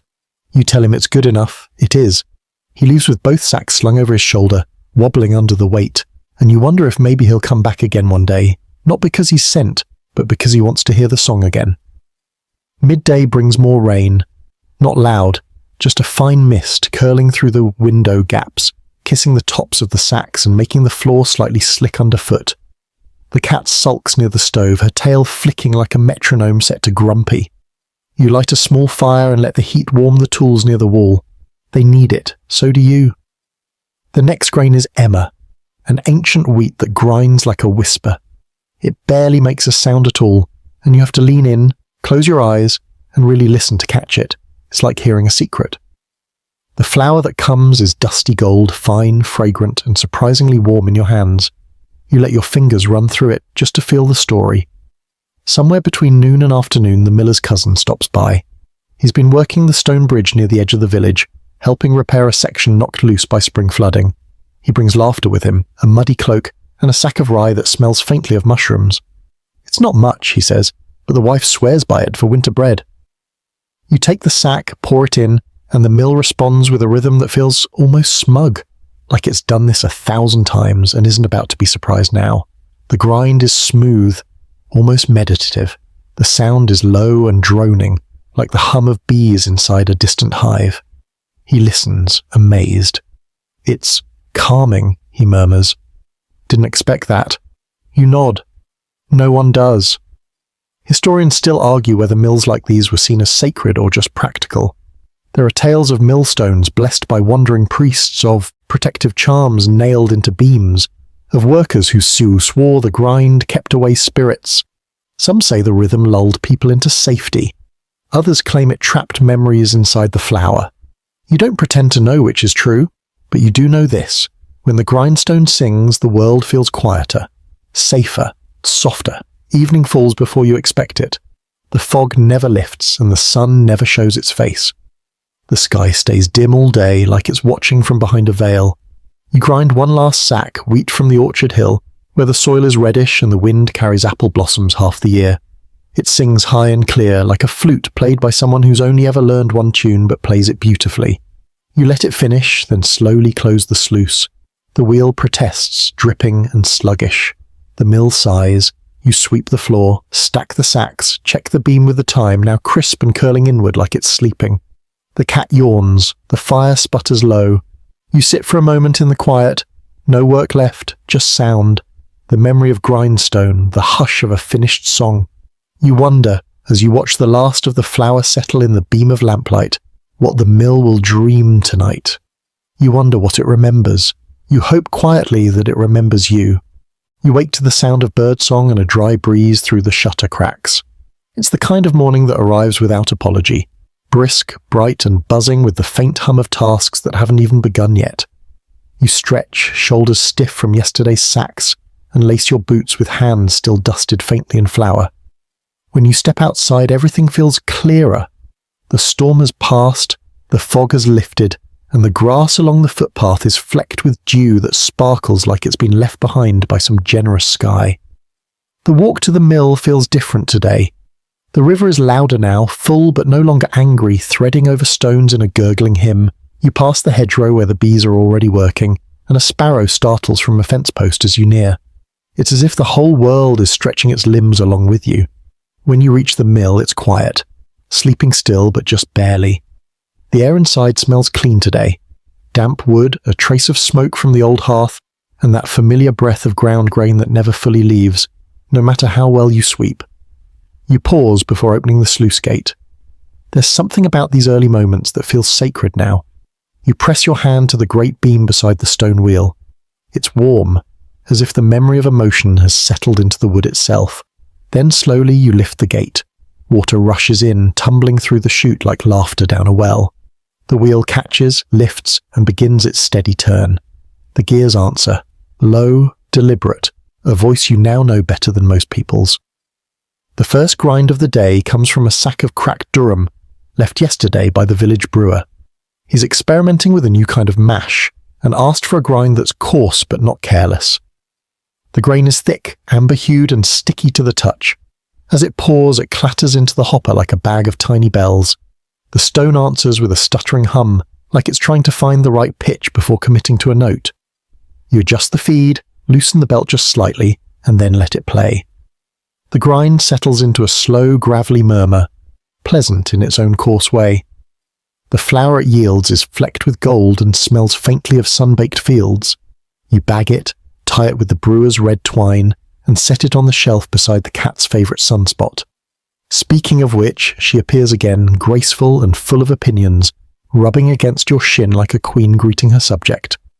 You stroke her head absent-mindedly as the next sack is hauled in, this one by a pair of sisters, grinning and muddy, who claim they've brought something interesting, and they have. It's a mix of millet and black beans. You raise an eyebrow, but they insist.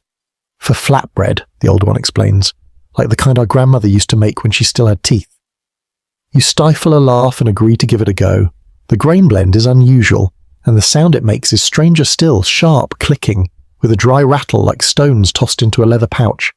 The stones take their time, settling into the motion, and what emerges is dark flour, dense, and almost smoky in scent. The girls are pleased. "Sounds like it's remembering something," the younger one murmurs. You nod. It often does. By mid-morning, you're deep in rhythm again. The sounds of the mill have become less like noise and more like narration. The scrape of the scoop, the sigh of the rope over pulley, the muffled thump of full sacks landing on the floor. Each one part of a story only you seem to be reading. Today's story, you realise, is one of variety. Every sack is different. An old man brings chestnut flour to be refined, which clogs the chute twice before you figure out the right pace. A visiting monk asks for crushed barley and speaks a blessing over the millstone before he leaves. A boy whose voice has only just begun to change watches the wheel turn with a reverence usually reserved for temples. The grind sounds different every time, sometimes dry and grainy, sometimes smooth and low, like a hand running over silk. Sometimes it squeals, unhappy, needing adjustment. Other times it hums so perfectly, you stop what you're doing just to listen. Historians still wonder how deeply connected medieval people were to the tools of their trade. Was the blacksmith sentimental about his anvil? Did the potter love her wheel as more than a thing? They argue in books over definitions and evidence, but you've stopped wondering. You know, the mill is not a tool, it is a partner, a companion, maybe even a witness, and you treat it as such. Afternoon arrives with sunlight slanting through the window slats, turning the dust into drifting gold. The cat naps again. The last grind of the day comes from a woman you barely know, who says she's passing through and hands you a sack of something she won't name. "It's for remembering," she says. You don't press her. You pour the grain in. It smells earthy, spange, a blend of rye, herbs, and what might be lavender, and let the stones find their voice. It grinds like wind through dried leaves, soft, uneven, melancholy. The flour that comes is unlike anything you've touched. Pale, tinted faintly purple, and smelling like a dream half remembered. You bag it and hand it to her. She doesn't thank you. She just nods and walks away. You don't ask where. You know better now. Some songs aren't meant to be shared. Evening falls slower today, like it's reluctant to let go. You clean the gears, sweep the floor, oil the shaft ends. The mill's voice has quieted, its rhythm softened to memory. You close the sluice gate. The wheel turns once more, then rests. You pause by the door, turn and look, and what you see isn't just a mill, it's a space full of held breath, remembered songs, gentle voices, and you are part of it. You listen one last time, the silence hums, the cat stretches, and you step out into the cool air, not leaving the song behind, but carrying it with you. The next morning you wake before the sun, and for a moment, the world is still, so still that you can hear the fabric of your bedding shift as you sit up. It's the kind of hush that only exists just before dawn, when even the birds are hesitant to disturb the silence. You slip into your boots with the ease of habit, stretch your arms toward the rafters of your cottage, and step outside into a pale bluish world. The path to the mill is familiar, but each morning gives it a new character. Today the air smells of cool stone and distant smoke, perhaps from someone's chimney rekindled too early. The dew is thick on the grass, and your boots leave dark impressions that fade behind you like footprints on water. By the time you reach the mill, the stream is already murmuring, more impatient than usual. You place your hand on the side of the building as you pass, feeling the slight vibration of the early flow against the foundation stones. Inside, the mill feels expectant, as though it has already begun to hum in anticipation of the day's music. You light the lantern. Even though the sun is beginning to rise, the soft flame casts a glow on the tools hanging by the wall, the great wooden gear, and the stone wheel that waits with quiet patience. You move into the routine without speaking. There's something sacred about this hour, something that deserves your silence. The sluice gate creaks as you lift it, the cold water rushing through like breath drawn after a long hold. The wheel groans in response, turning slowly at first, shaking the last traces of sleep from its joints. The mill begins to awaken, its rhythm faint at first, but growing with every click of gear and sigh of axle. The first grind today is wheat from your own field. It's been drying for a week, and now it crunches softly as you pour it into the hopper. The stones bite gently, singing a low, familiar note, and the flour that emerges is pale, clean, and soft in your hands. You catch it in your fingers, hold it to your nose. It smells like patience, like long days in the sun, and longer nights wondering if the rain will come. It is good. As the morning stretches on, the visitors begin to arrive. The first is a boy on a donkey, no older than 12, his sack of rye tied awkwardly behind the saddle. He watches you with the curiosity of someone who's heard stories about what goes on inside a mill, but never seen it with his own eyes. You let him watch. You show him how the grain falls into the hopper, how it disappears between the stones, how the flour emerges like fog from the chute. He leans close, listening. "It's like thunder," he whispers, "but smaller." You nod. Smaller, but older. He stays longer than necessary, then rides off down the lane, kicking his heels gently against the donkey's sides. You grind barley next, then a strange mix brought in by a tinker passing through. Millet, flax, and something you can't quite name that smells like nettles and burns slightly when you touch it. It grinds poorly, the stones grumbling their protest. You adjust the tension, reduce the feed, coax it into a tolerable rhythm. The flour it yields is odd in texture, like wet sand, but it sings faintly, and that is enough. Around midday, a man you haven't seen in years arrives. He used to bring grain for his mother.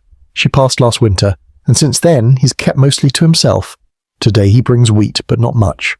"Just enough for one loaf," he says, and you understand. You grind it slowly, deliberately, letting the stone take its time.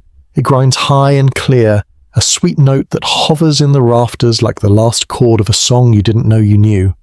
The man watches in silence, his hands clenched at his sides. When the sack is full, he takes it gently and nods. You nod back. Nothing else needs to be said. Historians still debate the place of the village mill in daily life. Was it simply a utility, like the oven or the well? Or was it something deeper? A place where people came not only for flour, but for reflection. The truth, you suspect, lies somewhere in the sound. The grind is more than movement. It is memory, ritual, a language spoken in motion. You grind lentils later in the afternoon. Odd, but not unheard of. They grind unevenly, popping and cracking in the hopper, like a chorus of old bones. The stones handle them with difficulty, coughing more than singing, and you have to stop twice to scrape the build-up from the edge. Still, when they finish, the flour is fine, orange gold, and rich in smell. The woman who brought it claps her hands in delight, then gives you a ribbon from her apron as thanks.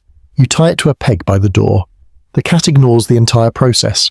The final sack today is sorghum, brought by the baker's apprentice, who always arrives with flour already dusted across his sleeves. He watches you work with the quiet precision of someone who understands that every movement has weight. The grind is sharp and quick, a staccato rhythm that makes the belt twitch and the gear teeth click with near music. The flour falls cleanly, and he collects it with reverence. "This will make something sweet," he says. You believe him. By the time you close the sluice gate, the light outside has turned soft and golden. The wheel slows reluctantly, its final turns echoing through the mill like fading footsteps. The gear teeth click twice more, then rest. You sweep slowly, the broom brushing against flour-covered boards like a lullaby. The cat stretches, yawns, and climbs into your lap as you sit near the door. You rest there for a long moment, listening, not to the grind, but to its absence. The silence the mill leaves behind is full, not empty, like a note that still rings long after the bell has stopped.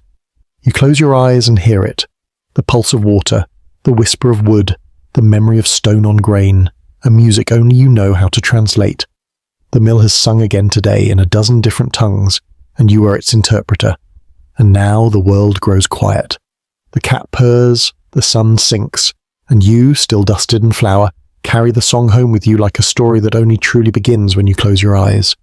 This morning you're greeted not by fog or sun but by wind. Not a storm, not a gale, just a steady, persistent breeze that plays through the trees with a whispery hiss. It rustles the tall grass, tickles the edge of your cloak, and carries with it the scent of distant fires, early baked bread, and something faintly floral. Hawthorn, maybe, from the hedgerows beginning to bloom again. You breathe it in, feel it thread into your sleeves and hair, and know instinctively, today's going to be a loud day in the mill. Wind always sets everything creaking. The path is dry now, dust kicked up underfoot in little puffs that drift behind you like breadcrumbs. As you near the mill, the first thing you notice is the noise. The wheel, though not yet set in motion, rocks gently in its supports, responding to the shifting air with small wooden groans. The water in the stream has risen again, faster now, a mirror broken by the ripples and little whirlpools. Inside, the mill is cool, dim, and already awake in its own way. The cat is perched high this time, up on a grain shelf, her eyes tracking something invisible across the rafters. Probably a moth or dust speck she's decided is a worthy opponent. She gives a soft chirp when she sees you, then returns to her vigil. You run your hand along the edge of the chute, checking for leftover dust. There's none. It's been a clean week.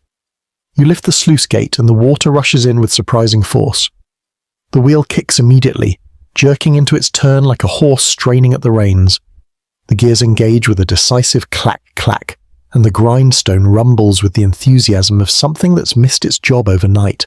The sound is louder today, fuller. Every part of the mill wants to be heard. You let it speak. The first sack is from a family new to the village, traders who've brought grain from a place 2 valleys away. It smells different, earthier, as if it grew near marshes or withstood heavier rains. The barley inside is darker than you're used to, and the grind it produces is deep, almost guttural, like a drumbeat struck underwater. The flour comes slowly, sticky and rich, and when you touch it, it clings to your skin like memory. You hand it back with a nod, and the trader returns it with a quiet "thank you" that sounds like it carries more than just flour in its weight. The next visitor is the priest, here not to bless the mill, he's done that often enough, but to listen. "It clears my head," he says, settling onto the low bench near the door. You don't speak, you just continue. The next sack is spelt, from the healer in the Forest Edge cottage. It's meant for poultices and broth thickeners, she says. As you grind, she plucks dried chamomile from her apron pocket and scatters it in her tiny satchel, hanging it from the gear shaft for luck and softness. The spelt sings gently, a round and even sound, and when the flour comes, it smells faintly of nuts and rain. She takes it with a grateful look and disappears before the next customer arrives. Late morning brings a strange one, a messenger with no name, carrying a sack of blue corn. "From the coast," he offers, then falls silent. The grain is beautiful, shimmering shades of navy, grey and lavender, and when it hits the stone, the sound it makes is unlike anything you've heard in months. It's sharp, high-pitched, almost musical, like chimes hanging from a brittle tree in the wind. You have to adjust the feeder twice. It grinds too quickly, too eagerly. But when the flour drops, it's like dusk in your hands, dark, cool, scented with salt and distance. Historians still debate the extent of medieval grain trade, whether millers in small villages ever touched foreign grain, or if that's the stuff of embellishment. But standing here, hands covered in sea-touched flour, you think perhaps history underestimates the quiet reach of rivers and roads. And mills! Mills might have known more of the world than castles ever did. After midday, the wind grows more insistent. The slats on the window rattle, the beam above your head groans now and then with a warning creak. You double-check the supports and tighten the belt to keep it from flapping. It's safe, but vocal. The next sacket arrives not by person, but by cart. The driver, missing half his teeth and grinning like a cat in on a secret, tells you it's chickpea flour for the baker's sister's wedding feast. She wants something special, he says the texture needs to be finer than gossip. You chuckle and promise to oblige. Chickpeas grind with a startling snap. They don't behave like grains, they are beans after all, and they fight the stone every turn, but eventually they submit. The flour is pale, soft, almost like powdered snow, and when you bag it, it gives off a scent you can only describe as warm. The driver bows dramatically before taking it away. You suspect the story he tells of his visit will include dragons. Later in the afternoon, the sky changes.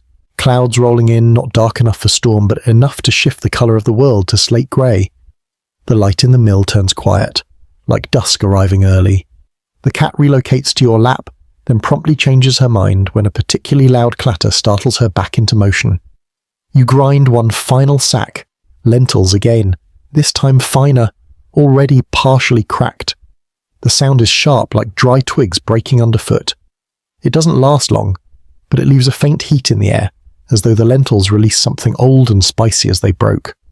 You sweep, you oil the gears, you press your palm to the main beam, feel the vibration still humming like the echo of a bell long silenced. And then you lower the sluice gate. The water retreats with a reluctant burble. The wheel slows, sighs, and stops. The wind still howls outside, chasing leaves across the ground and knocking gently against the door as if asking to come in. But inside it is calm now. The mill rests, you rest. The flour sacks are lined neatly like notes at the end of a score.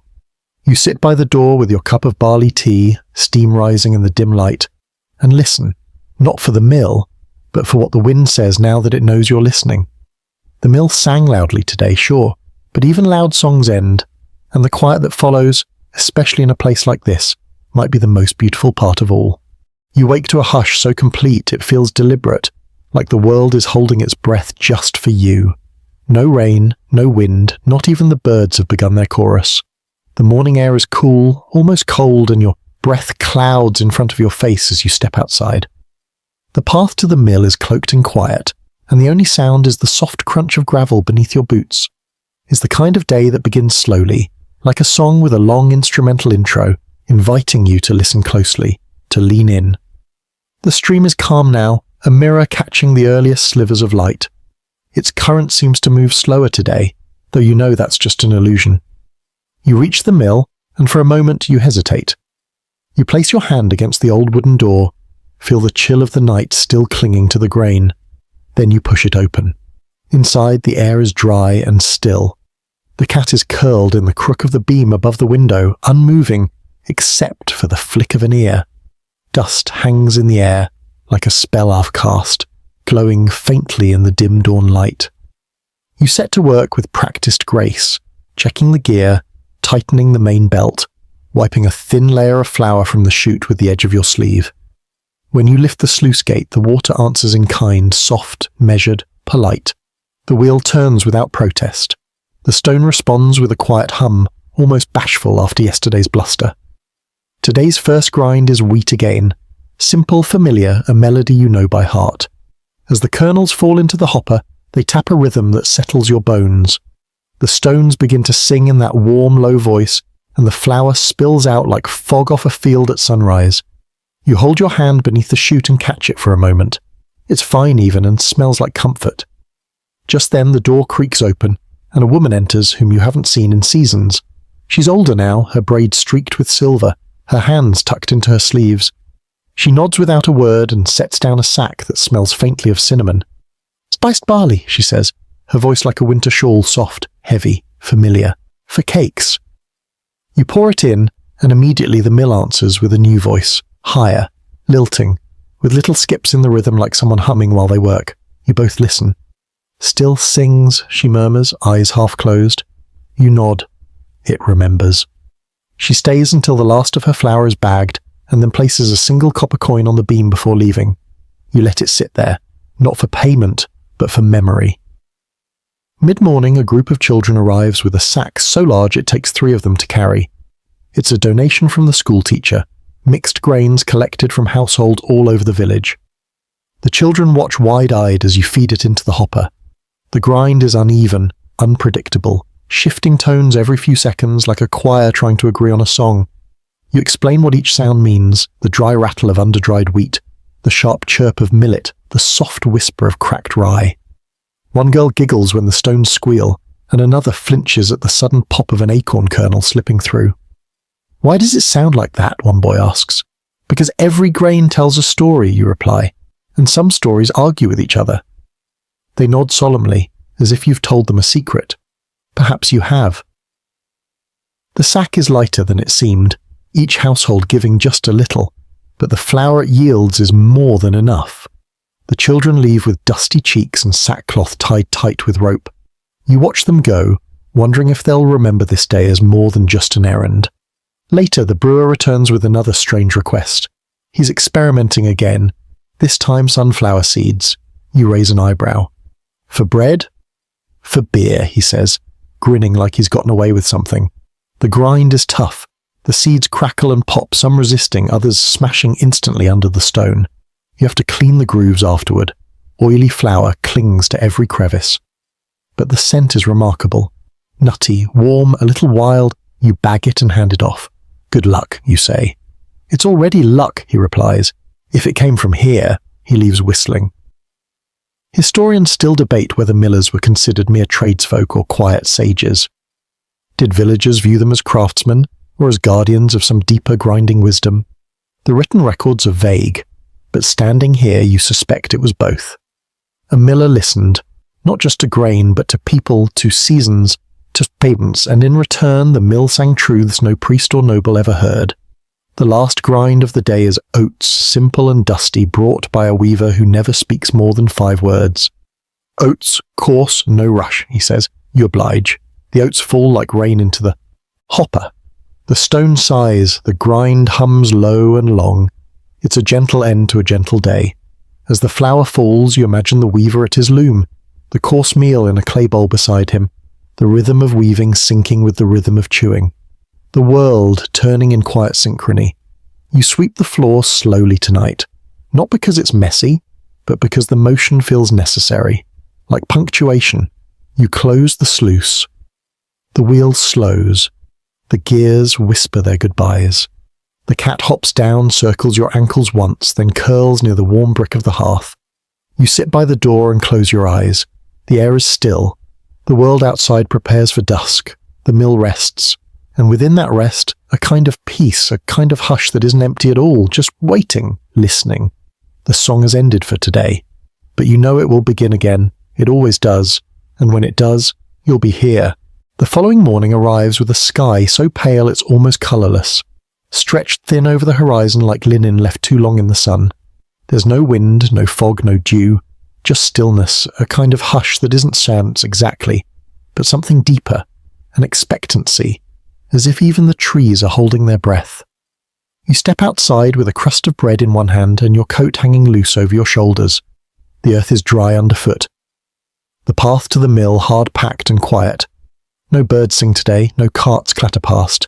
The stream ahead, though moving, seems slower, like a river in thought. When you reach the mill, it feels as if it's been waiting. The door creaks when you push it open, and inside everything is exactly as you left it. The cat is asleep in a hollow of flour sacks.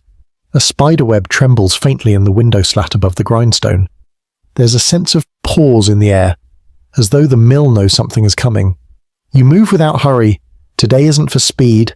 Today is for careful listening. You check the chute, oil the belt, test the tension of the rope with a fingertip. You lift the sluice gate and the water responds slowly.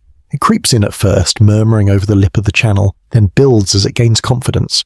The wheel groans but doesn't resist. The stone responds with a gravelly purr. The song has begun. The first sack of the day is farro, ancient grain brought by a traveller whose boots carry dust from roads you've never walked. He doesn't stay long, just nods and leaves the sack with a faint smile. You pour it in. Farro grinds like memory, soft, slow, reluctant to let go of its shape. The sound it makes is low, almost whispery, with a hint of scrape like someone turning the pages of an old book.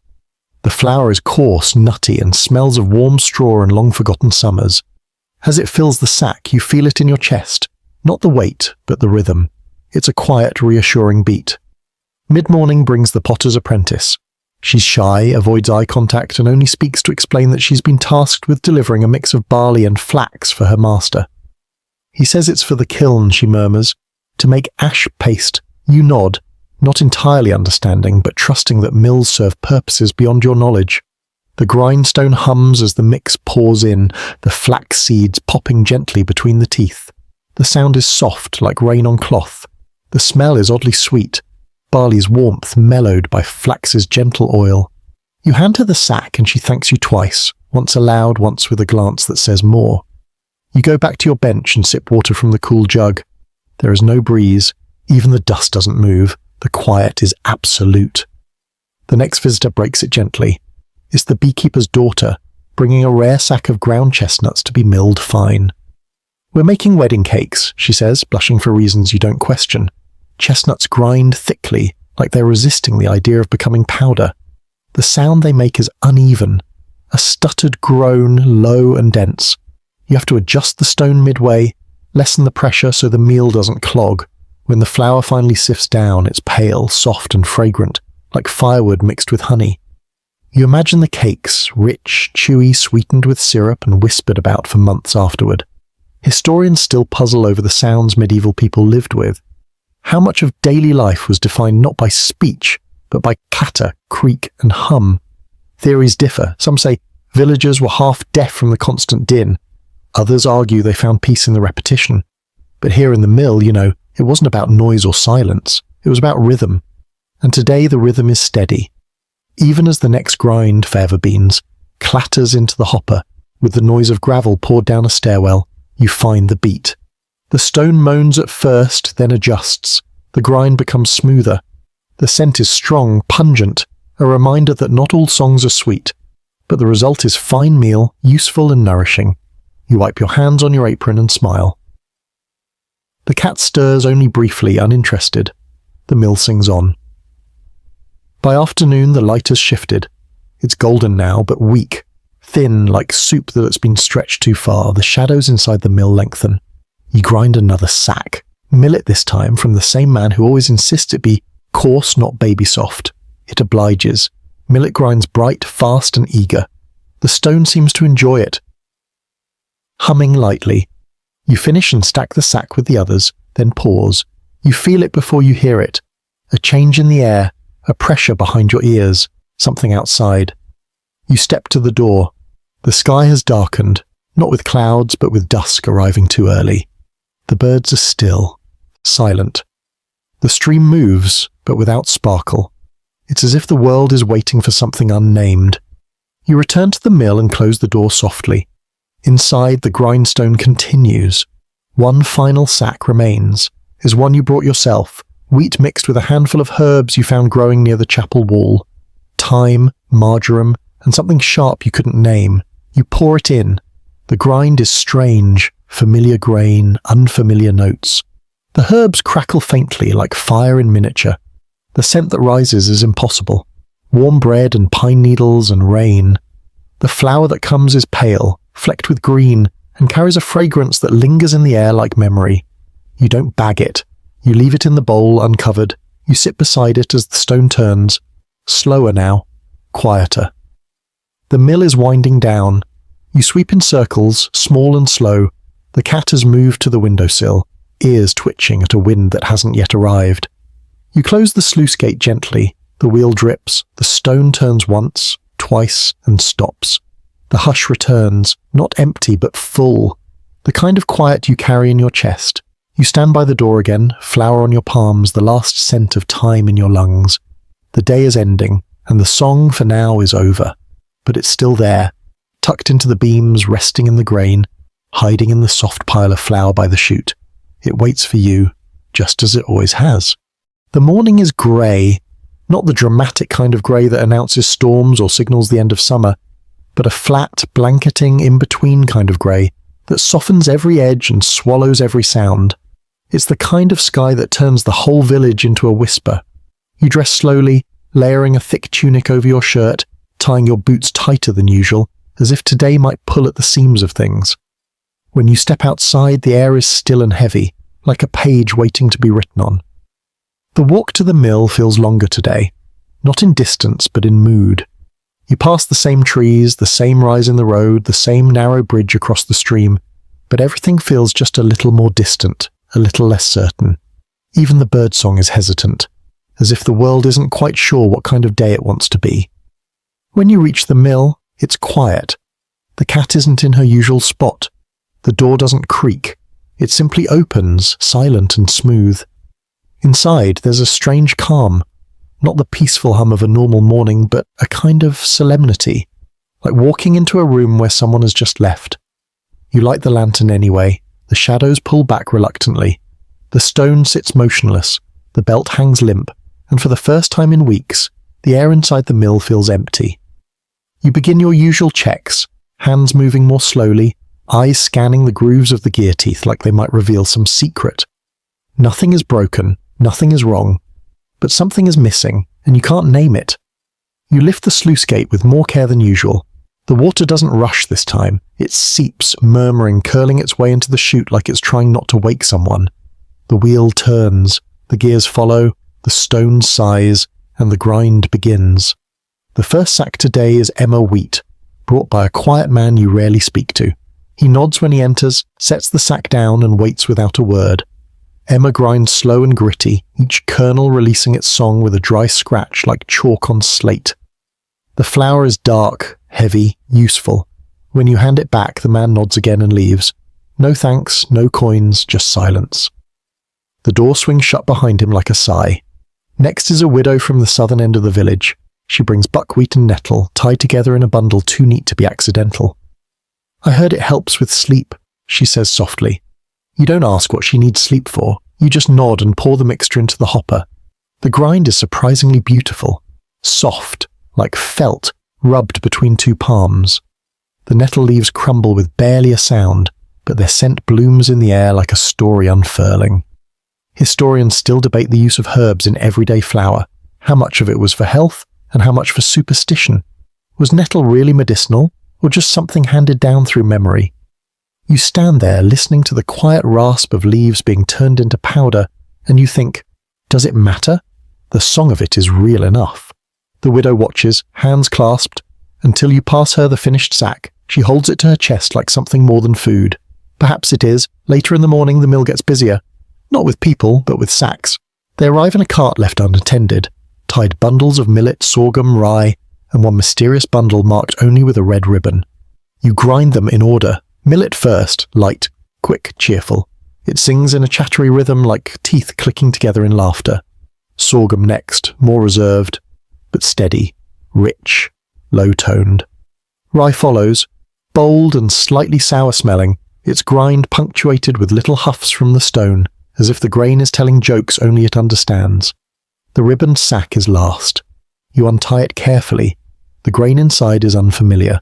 Small, round, dark as soil after rain. It smells like earth and stone and something faintly floral. You pour it into the hopper, and the grindstone hesitates. Not in a mechanical way, just in sound, like it's thinking. Then it begins. The rhythm is slow, almost sorrowful, but steady. The flour that comes is soft, fine, and cold to the touch. You set it aside, unsure who it belongs to. Maybe it's meant to stay here. Midday passes without any more visitors. You take your meal on the threshold of the mill, some boiled eggs, a crust of bread, and a handful of dried apples. The cat returns finally, brushing against your leg before hopping up to her perch and curling into sleep. Outside, the grey hasn't lifted. It hangs above the trees like a lid over a pot. You return to the grind. Another sack arrives by hand this time, brought by a farmer you've known since childhood. He looks tired. "Barley for gruel," he says. "Just need it coarse." You pour it in. The grind is fast and clumsy at first, so you adjust the belt and settle the rhythm. The barley settles too. The grind becomes steady. The flour is rough, dry, exactly what was asked for. The farmer nods. "Didn't sleep last night," he murmurs. "Heard something out by the river." You don't ask what, you just nod. Everyone hears something eventually. The afternoon comes slowly. A girl stops by with a handful of fennel seeds and asks if they can be ground into powder. "For medicine," she says, "or maybe spells." You smile. Same thing some days.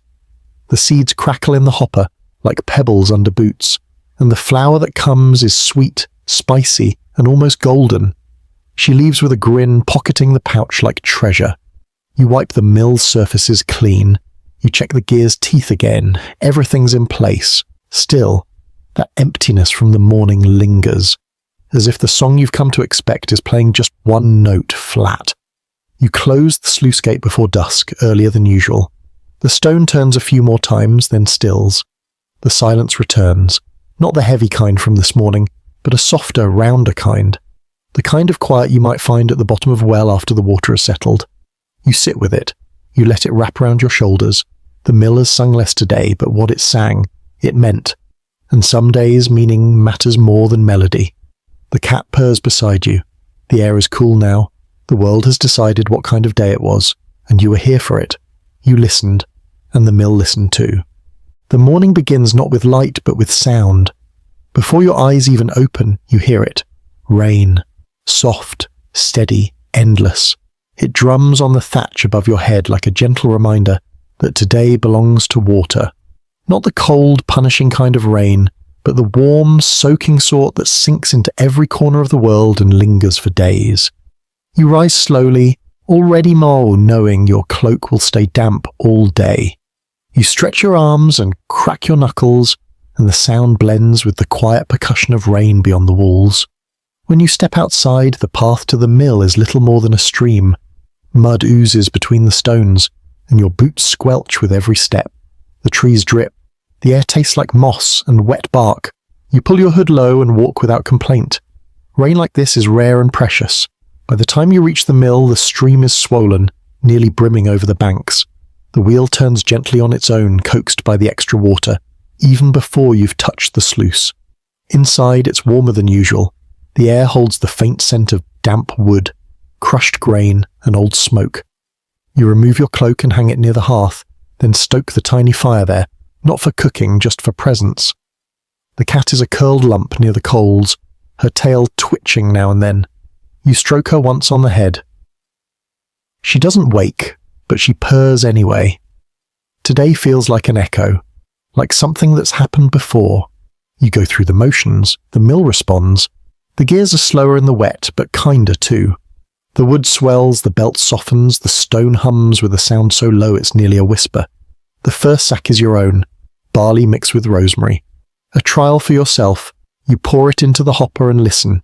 The barley grinds with its usual crunch, but the rosemary crackles like a green log in a dry hearth.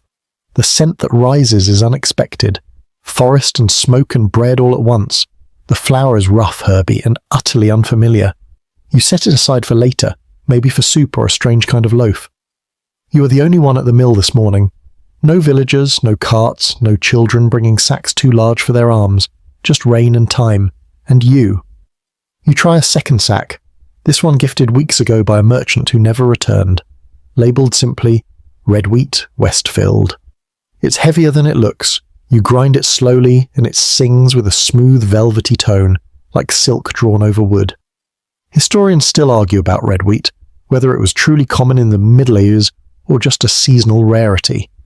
But here, now, it is real. Its flour falls in soft, rust-coloured piles, thick with a scent of earth and memory. You keep half and set aside the rest for whoever might come asking for it. The day moves without hurry. The mill sings slowly, deeply. Between each grind you pause, sometimes just to listen, sometimes to sit by the door and watch the water slide off the eaves. A heron lands near the stream. You watch it for a full 5 minutes, both of you frozen in the same stillness, as though the rain has lulled the world into reverence.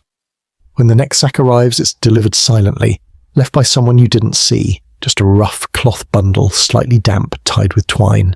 Inside, oats, poppy seed, and dried elderflower. You smile. The combination is either inspired or deeply odd. You feed it into the hopper, and the stone stirs, surprised. Oats grind light and scratchy. Poppy seeds pop quietly. The elderflower flakes apart like memory. The flower is speckled, fragrant, and oddly cheerful. It smells like a lullaby. You consider saving it for yourself, but you bag it instead, place it near the door, and mark it with a chalk heart. Someone will know what it means.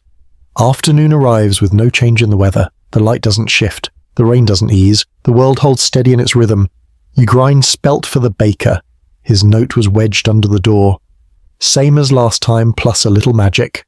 You chuckle and grind it fine. Add a handful of cinnamon bark to the last quarter. The mill doesn't mind. The stone handles it gently, whispering through the final moments of the grind.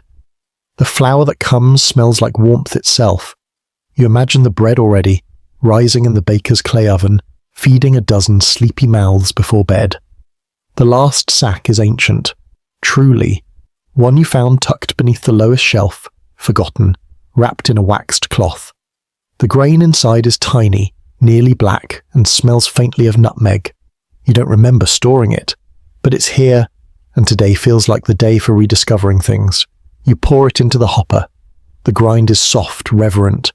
The sound it makes is so delicate you have to lean in to hear it. A breath, a heartbeat, a secret. The flour it makes is unlike any you've touched, fine as silk, with the shimmer like moonlight on stone. You don't bag it. You place it in a bowl and leave it uncovered. For what, you're not sure. But some things aren't meant to be wrapped up. Some songs, after all, are meant to linger. You close the sluice late. The wheel resists, then settles. The stone turns 3 more times, then stops with a soft click. The hush that follows is absolute. Even the rain has lessened, his rhythm now a light tapping like fingertips on glass. You sweep slowly.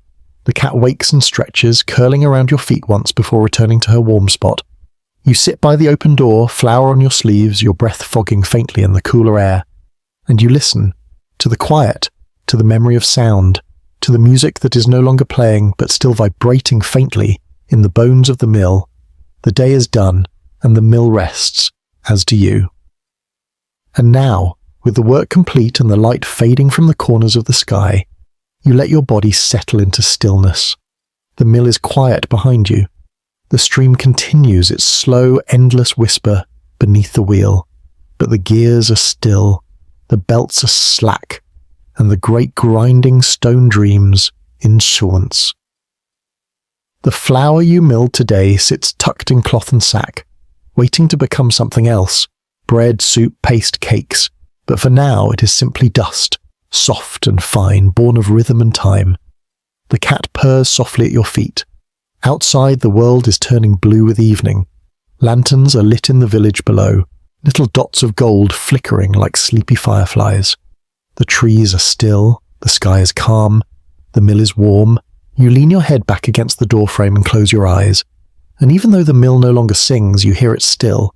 Its echoes, its memories, the vibrations of every grain that passed through the stone. A rhythm in your bones, a comfort in your chest. The day is done. The mill has given all it had to give, and now it keeps its peace, holding your secrets, your thoughts, your breaths. Let the hush settle over you now. Let the quiet wrap around your shoulders like a shawl woven from fog and flour. Breathe in once more, let it out slowly. There's nothing left to do, just the soft hum of silence, just the memory of movement, just rest, end of script, sweet dreams.